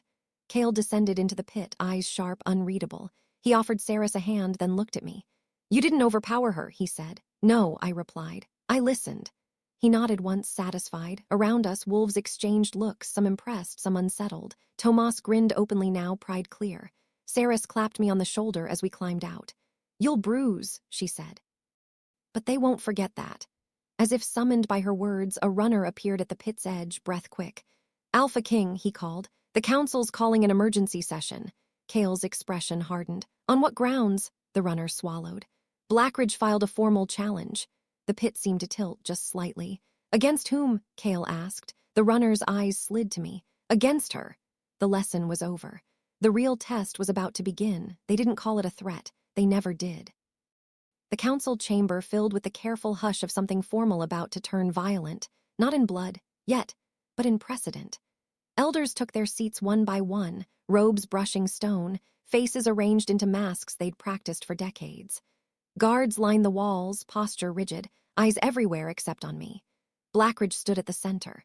The seer hadn't changed her clothes. Bone charms clicked softly when she moved, a sound that threaded through the room like teeth tapping together. State your challenge, Kale said, voice calm, carrying easily. The seer inclined her head. By Interpac law, Blackridge petitions for a trial of resonance. A murmur rippled through the chamber. My wolf went very still. That law is rarely invoked, Avera said carefully. Because most packs have forgotten its purpose, the seer replied. Or fear failing it. Her eyes found me again, always me. If Frostville claims this wolf is a balancer, let her prove she stabilizes beyond her own territory. I felt Kale's attention snap to me, not possessive, not restraining, measuring my reaction. A trial of resonance requires consent, Kale said, from the challenged. Yes, the seer agreed, smile polite. We honor choice. Poison wrapped in velvet, my wolf murmured. And what does Blackridge offer in return? Kale asked. The seer's gaze slid to the elders. Recognition, publicly, that Frostville shelters a true balancer. The words stirred the room again, hope and fear tangling together. And if she fails? Merrick asked from his seat too quickly. The seer didn't look at him. Then the echo is false, and Blackridge will take responsibility for containing the fallout. Containing, not protecting. Kale's voice dropped, edged. You mean taking her?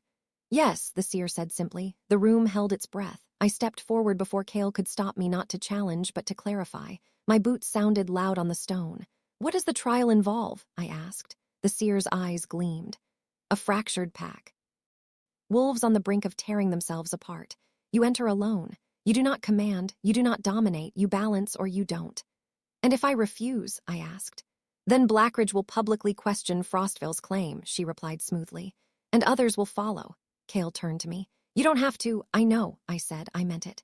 The choice pressed in again, familiar now. Stay unseen and let the lie grow teeth, or step into it and risk being swallowed whole.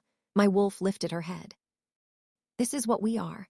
I looked at the elders, their fear, their hope, their calculations, at Merrick's thinly veiled anticipation, at Avera's tight restraint, then at Kale, not the alpha king, the wolf who remembered silence. I'll do it, I said. The chamber erupted, voices rising, some sharp with protest, others edged with grim approval. Kale didn't speak. He only watched me, something fierce and careful warring behind his eyes. The seer bowed, bone charms chiming softly. Then Blackridge accepts. She straightened, smile widening just enough to show satisfaction. Prepare yourself, Elira of Frostville. Balance travels poorly. As the council descended into argument, Kale moved to my side at last. His voice was low, meant only for me. You just put yourself in their jaws. I met his gaze steadily. Then you'll make sure they choke. Something dark and approving flickered across his face. The trial had teeth, and it was smiling. They didn't give us time to reconsider. By dusk, Frostville's banners were lowered, travel cloaks drawn tight, supplies packed with deliberate efficiency. The keep moved with the tense quiet of a body bracing for impact. No one said goodbye to me outright. Wolves nodded instead, eyes lingering a heartbeat too long, as if memorizing a face that might not return. Blackridge didn't send an escort. They sent a guide. He waited beyond Frostville's gates, tall and reed-thin, hair bound back with rawhide. His wolf pressed close to the surface, restless, sharp-edged, poorly masked. Name S. Corvin, he said, not bothering to bow. I lead you to the border, beyond that you walk under our laws. Kale studied him for a breath longer than courtesy required. You'll follow Frostville protocol until then. Corvin smiled thinly. Of course, Alpha King. The road cut through pine and frostbitten scrub, ground crunching underfoot. Saris walked ahead, silent and alert. Tomas stayed close enough that I could feel his presence like a steady metronome. Kale matched my pace without comment, cloak brushing mine occasionally, never accidental, never claiming. Blackridge fractures don't happen overnight, Sarah said quietly after an hour. They let them rot, then they call it inevitability. What kind of fracture? I asked. Leadership split, Tomas answered. Old Alpha dead, successor contested, wolves choosing sides by scent and rumor. My wolf stirred uneasily. That kind of hunger spreads. We crossed the border at twilight. The air changed immediately thinner, sharper, carrying the metallic tang of old blood and unresolved dominance. Corvin stopped. "From here," he said, "only she proceeds." Kale's gaze snapped to him. "That was not agreed." Corvin shrugged. "Trial terms, one balancer, no anchors." "Anchors," my wolf repeated. "They know what they're doing." I looked at Kale. The instinct to reach for him tugged hard, unwelcome and revealing. I held it back. "I'll go," I said, "but you'll stay close." Corvin laughed softly. "Close won't help." Kale stepped nearer anyway, voice low. "You will feel them pull, don't resist by force, don't try to fix everything." I nodded. "I know." He hesitated, then did something unexpected, pressed his knuckles briefly to his chest, a wolf's gesture of trust older than crowns. My wolf answered with a steadying hum. I crossed the border alone. Blackridge's territory felt wrong under my boots, ground uneven in a way that had nothing to do with stone. Wolves watched from the tree line, eyes glinting, bodies half hidden, dominance clashing in the air like crossed blades. A distant snarl cut through the hush. Then another. Not a fight yet. I drew a slow breath, letting the pull settle instead of dragging me forward. "Listen first," my wolf advised. I did. The fracture wasn't loud. It was a low, constant strain, like a bow pulled too tight and left that way too long. Wolves snapping at shadows, authority leaking from every crack. I stepped toward it anyway. Behind me, unseen but felt, Frostville waited. Ahead, Blackridge bared its teeth. And somewhere in the space between, balance took its first step onto hostile ground. Blackridge didn't welcome me. It weighed me. Each step deeper into their territory dragged like walking against a current that kept changing direction, sometimes subtle, sometimes sharp enough to bite. Wolves tracked me from the trees, not stalking, not retreating, measuring, deciding which version of me they wanted to believe in. I kept my hands loose at my sides. Open palms, no challenge, no submission. The first clash broke out before I reached the outer settlement. Two wolves burst from the brush ahead, bodies colliding hard enough to knock bark from a nearby tree. Growls tore free, raw and uncontrolled, dominance surging without target or purpose. One snapped at the other's throat, missing by inches. I stopped. Not close, not far. The distance felt right, close enough to be felt, far enough not to escalate. "Anchor," my wolf said, "be the ground." I planted my feet and breathed, slow and deliberate, letting the pull move through me instead of into me. The strain sharpened, then thinned, pressure bleeding off as the clash lost its edge. The wolves froze mid-snarls, confusion flickering across their faces. One stepped back, chest heaving. The other's ears flattened, aggression faltering. "What are you doing?" one demanded, voice rough, eyes still too bright. "Listening," I replied. They stared at me, then at each other. Something uncoiled between them, not peace, not yet, but pause. They backed away separately, neither victorious. My pulse steadied. The ground beneath my boots felt marginally less hostile. Word traveled fast. By the time I reached the settlement proper, stone and timber clustered tight against a cliff face, wolves were waiting. Not in ranks, in factions, lines drawn by scent and stare rather than banners. A woman stepped forward, shoulders squared, scar cutting across her brow. "Alpha," my wolf murmured, "or close enough." "You don't belong here," she said. "No," I agreed. "But you invited the trial." Her mouth tightened. "Invited proof." "Then watch," I said. The fracture here was deeper, resentment layered over grief. The old Alpha's scent lingered in the air, fading but not gone, clashing with two competing claims. No wonder they were tearing themselves apart. A snarl rippled through the group. Wolves shifted partially, fur bristling, teeth flashing. I felt the pull spike, a sharp hook catching under my ribs. "Careful," my wolf warned. "They want release." I raised my voice, not loud, but carrying. "You're fighting the wrong enemy." That did it. A wolf lunged, young, reckless, grief-mad. I sidestepped, letting his momentum carry him past me, my hand brushing his arm just long enough to redirect the surge. The impact rippled outward, pressure diffusing like a wave breaking on rock. The lunging wolf stumbled, not hurt, just stunned. The others hesitated, the urge to follow bleeding away. The woman with the scar stared at me, eyes narrowing. "You're not asserting dominance." "No," I said. "I'm removing the need for it." Silence followed, not peaceful, but listening. She gestured sharply. "Show us."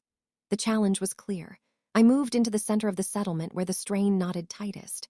I closed my eyes, not to shut them out, but to open myself fully to the pull. It rushed in anger, fear, longing for certainty. I didn't push it away. I let it pass through, guiding it downward, outward, into the ground and sky both.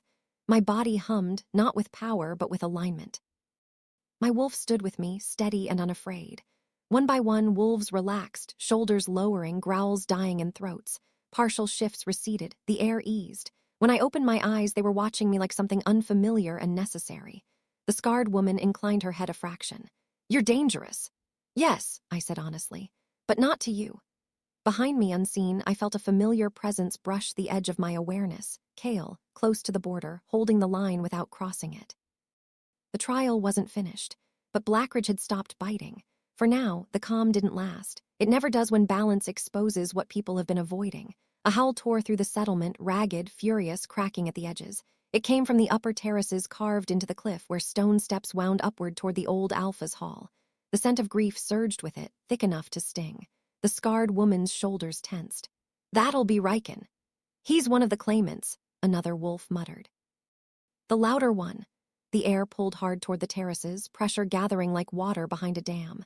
Wolves shifted uneasily, some turning, others bracing. "This is the knot," my wolf said. "You can't ease it from the outside." "I need to go up there," I said. The scarred woman hesitated. "He won't listen." "I'm not asking him to." She studied me for a long beat, then jerked her chin toward the steps. "If you die, Blackridge will say you slipped."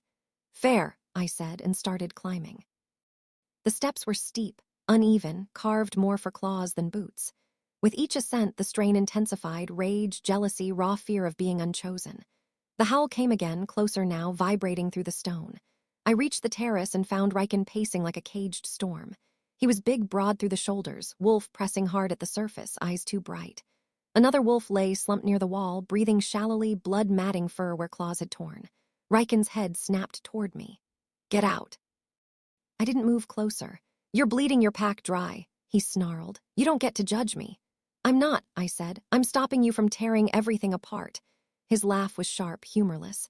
"They're already torn," he left nothing but questions. The old Alpha's absence weighed heavy here, his scent clinging to stone like a ghost. "He's drowning," my wolf murmured, in loss. Riken charged, not at me, past me, toward the wounded wolf. I moved without thinking, stepping into the line of force and redirecting hard, my shoulder taking the impact. Pain flared, sharp and immediate, but I held, guiding the surge down and away. The pressure spiked dangerously.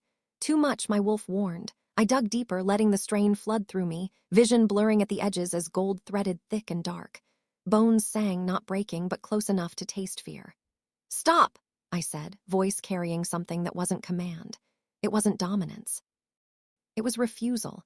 Riken skidded to a halt, chest heaving, confusion cutting through his rage. The wounded wolf stirred, breath easing as the pressure bled away. I staggered, catching myself against the stone wall. The world tilted, not spinning, just heavy. The scarred woman appeared beside me, fast and silent. "You're burning yourself out."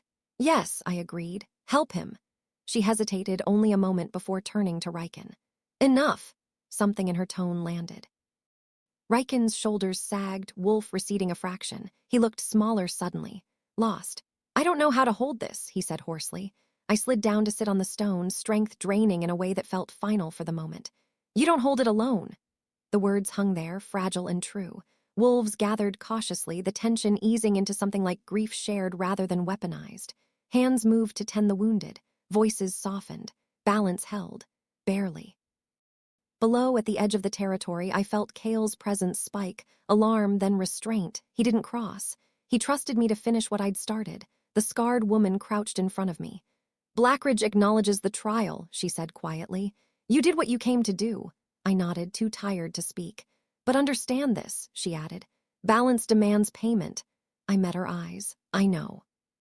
As the night deepened and wolves settled into an uneasy calm, I felt the cost settling into my bones, exhaustion heavier than any wound. I had stood between them. Next time it might demand more than I could give. I didn't leave Blackridge standing. I left carried. Not cradled, not gentle, efficient. Two wolves lifted me by the arms when my legs finally refused, their grips firm and impersonal, eyes averted as if meeting mine might pull them back into the strain I'd just drained away. The settlement blurred past in stone and torchlight, voices muffled, edges softened by bone-deep fatigue. "You went too far," my wolf said, not accusing, stating fact. "I went far enough," I answered, though the words wobbled. They brought me to the border. I knew it by the way the air shifted, pressure loosening, hostility thinning into wary distance. The night there felt colder, cleaner. less hungry. Kale was already waiting.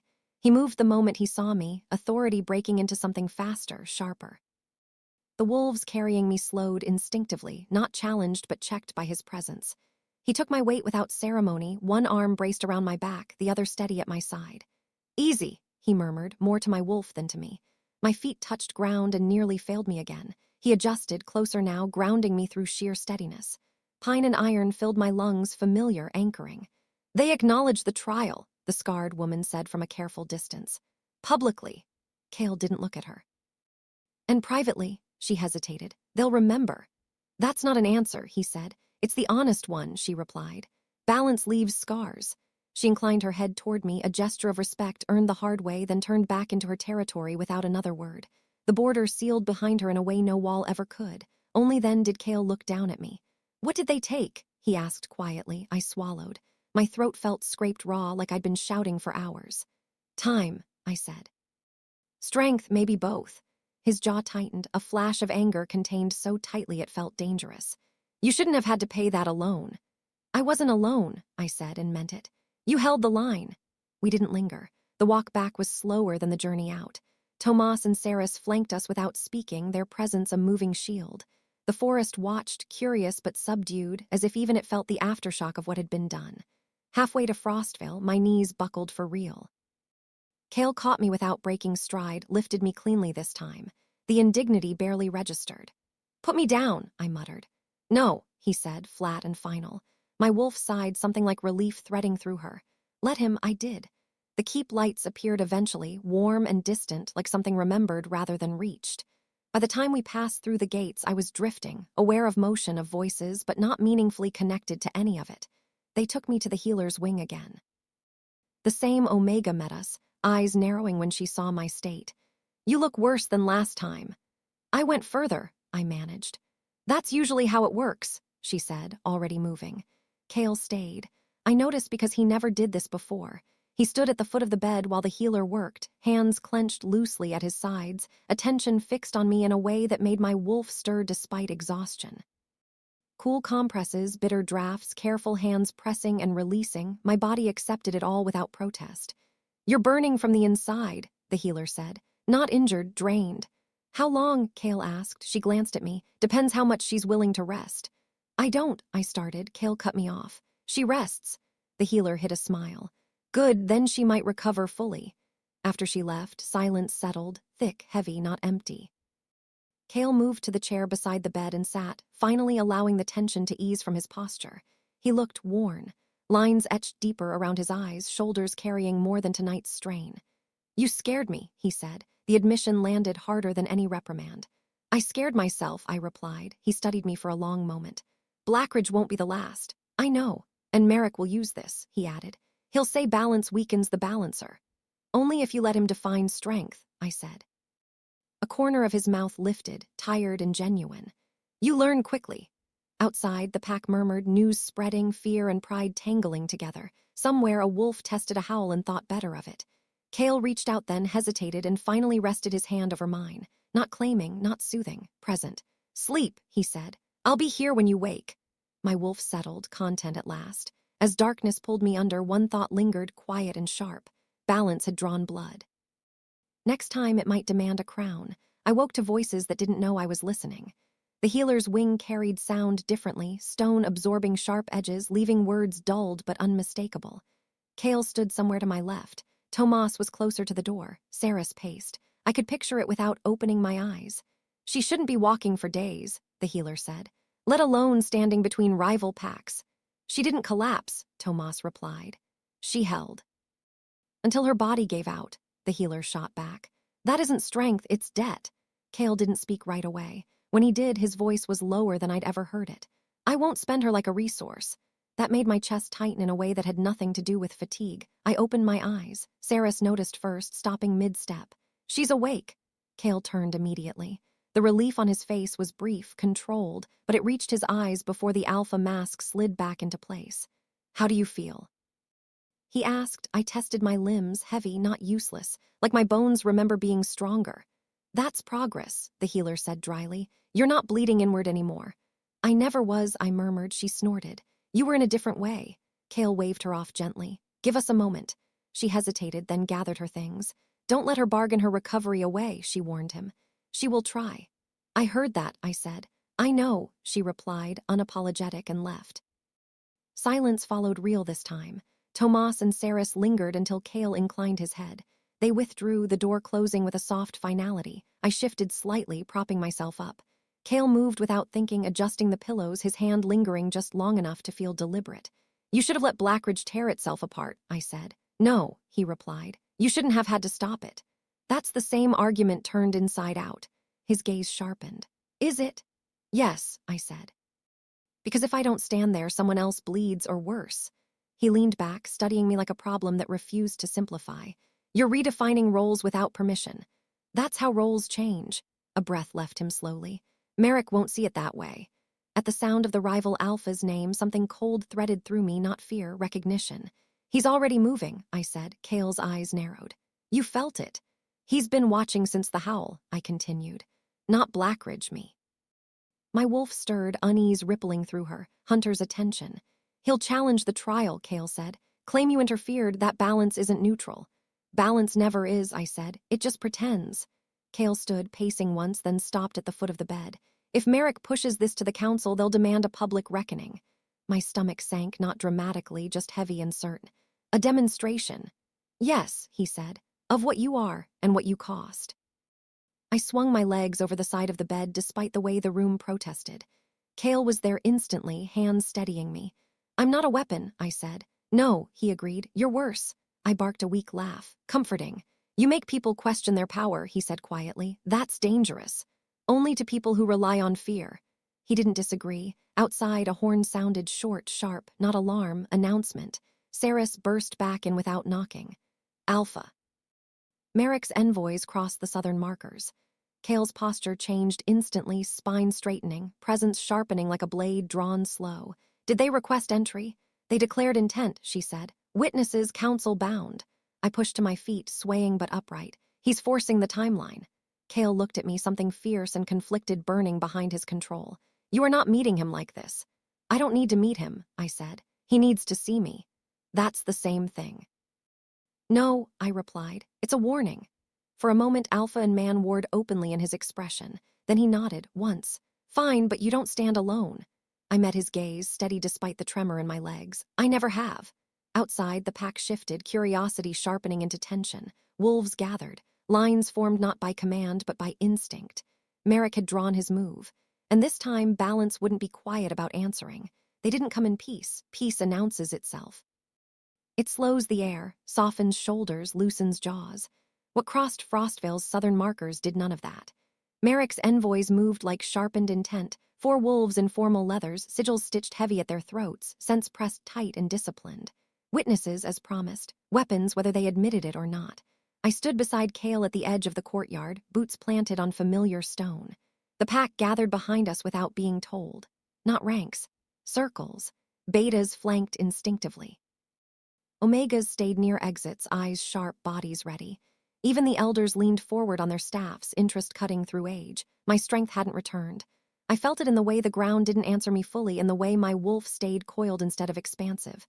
But the pull, that was there. Quiet, waiting.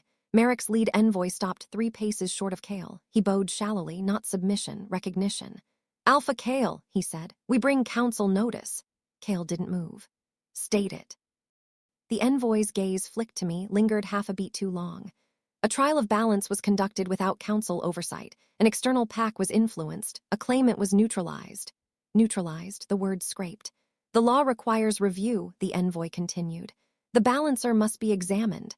A murmur rippled through the courtyard. Not outrage, calculation. Cale's voice dropped. She is not property.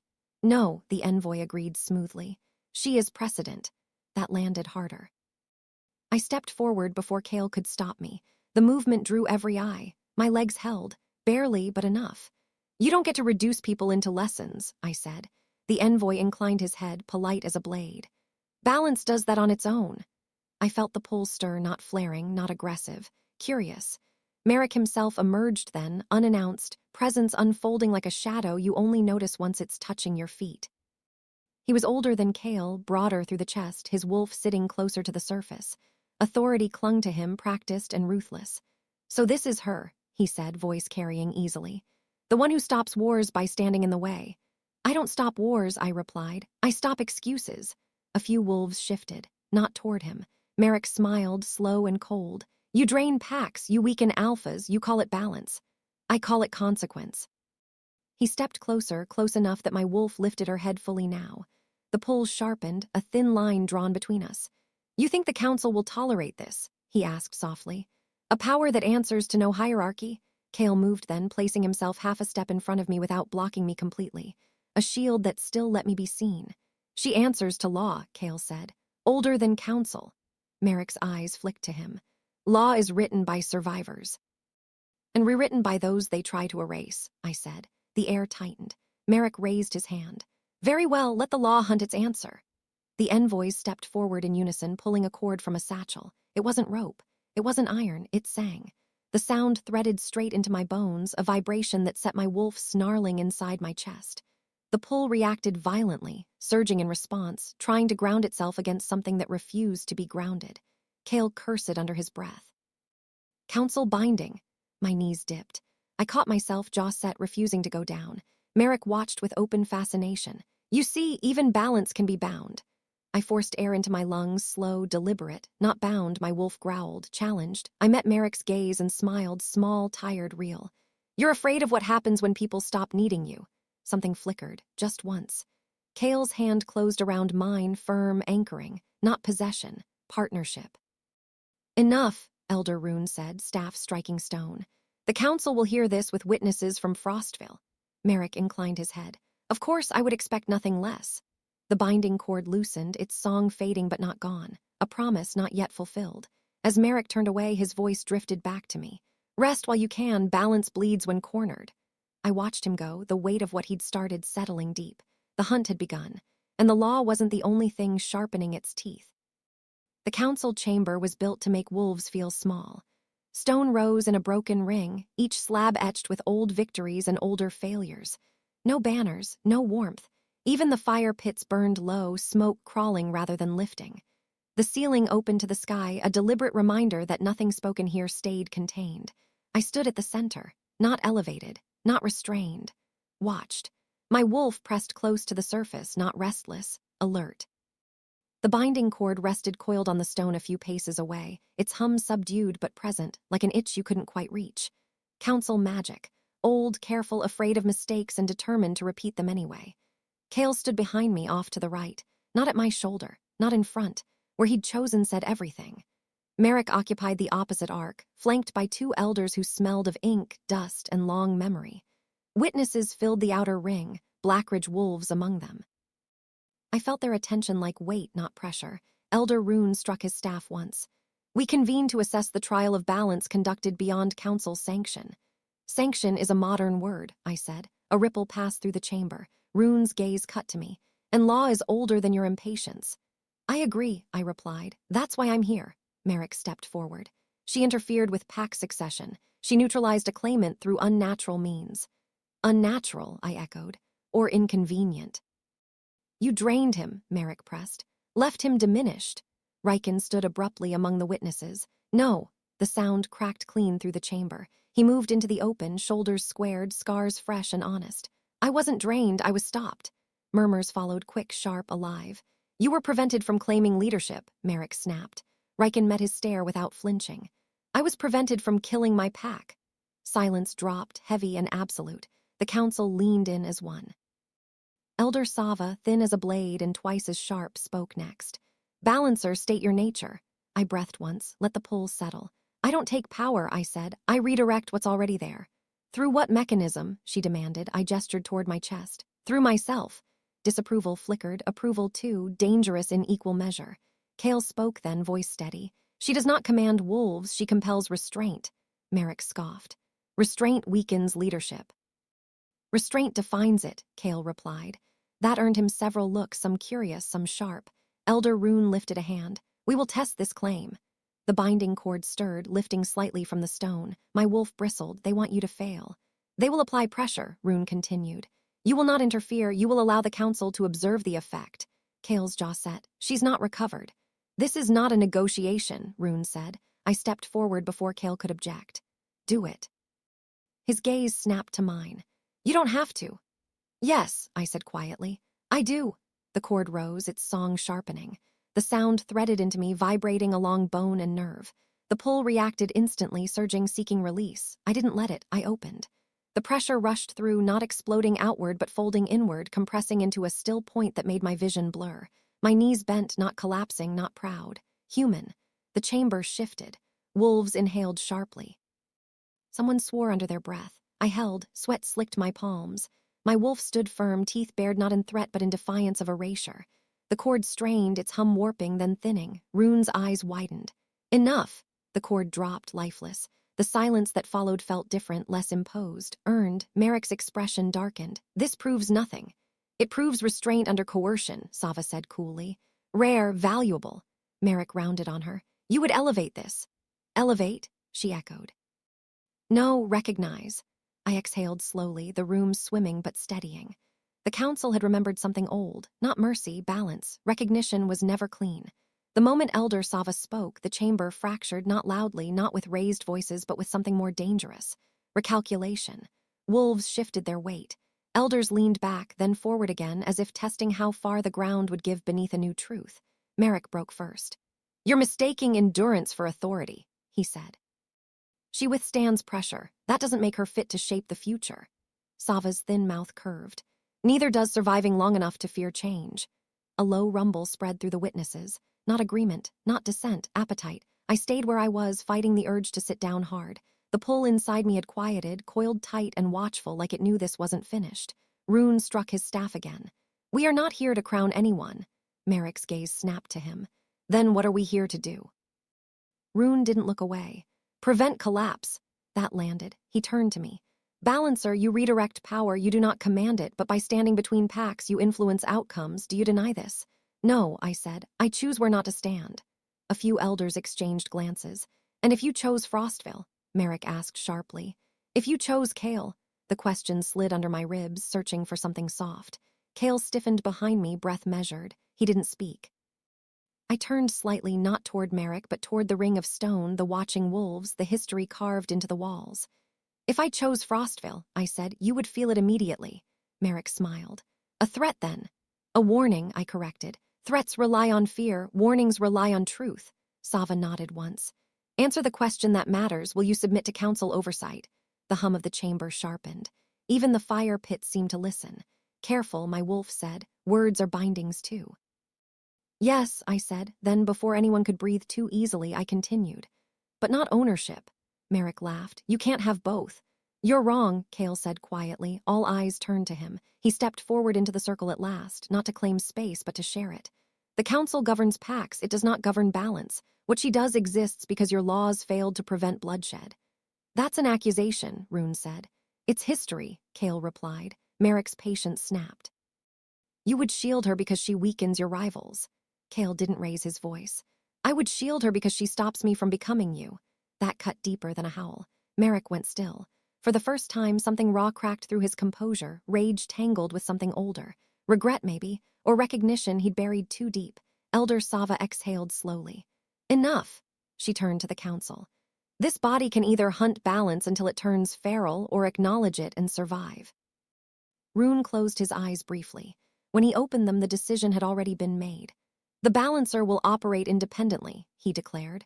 With council observation, not control, no pack may bind her without unanimous council consent. A stir, sharp, stunned. Merrick stepped back, face set hard. You're making a mistake. Rune met his stare. We already did. Today we correct it. I felt it then, not triumph, weight lifting, just enough to breathe. But balance never gives without taking. As the council began to disperse, the pull inside me shifted, not outward, not toward the room. Toward Kale, not claiming, not obedience, alignment. He looked at me then, not as alpha, not as shield, but as something uncertain and real. Are you all right? He asked softly. I nodded, though my legs still trembled. I will be. His mouth curved faintly. Good, because now everyone knows you exist. Across the chamber, Merrick paused at the threshold. He didn't look back. But I felt the promise he left behind like a scar waiting to form. Recognition had spared me. It hadn't ended the hunt. The chamber emptied slowly. Not because the council lingered, but because wolves needed time to decide what version of the world they were walking back into. Stones scraped under boots. Low voices tested conclusions they weren't ready to believe. History didn't shift loudly, it dragged. Kale stayed beside me until the last witness left. Only then did the strain finally win. My knees buckled, not dramatically, not clean, just a quiet failure of muscle and will. Kale caught me, arm firm around my waist, the other bracing my back as he eased us down onto the lowest ring of stone. "You pushed past empty," he said. "I didn't want them to see me stop," I replied. "They already saw you stand," he said. "That was enough." The night wind slid through the open ceiling, carrying scent and sound from the forest beyond the council grounds. Wolves were gathering out there, Frostvale, Blackridge, even a few from neutral territories. Drawn, curious, uninvited. "They feel it," my wolf said. The choice was made. A howl rose, not one voice, many, layered. Not a challenge, not a call to war, recognition. The sound wrapped around my ribs, vibrating through bone and breath. The pull surged hard, no longer something I guided, but something that answered me. Gold threaded thick through my vision, not blinding, just undeniable. Kale froze. I felt it then, clean and sharp, the shift in him, not dominance, not instinctive claim, acceptance. He dropped to one knee in front of me. The movement stole every sound from the night.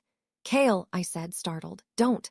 "I'm not submitting," he replied. His voice carried easily, steady despite the wolves watching from the dark. "I'm choosing." He placed his fist over his heart, head bowed, not to a crown, not to power. "To stand with balance," he said, "not above it." The howl changed, deepened, settled.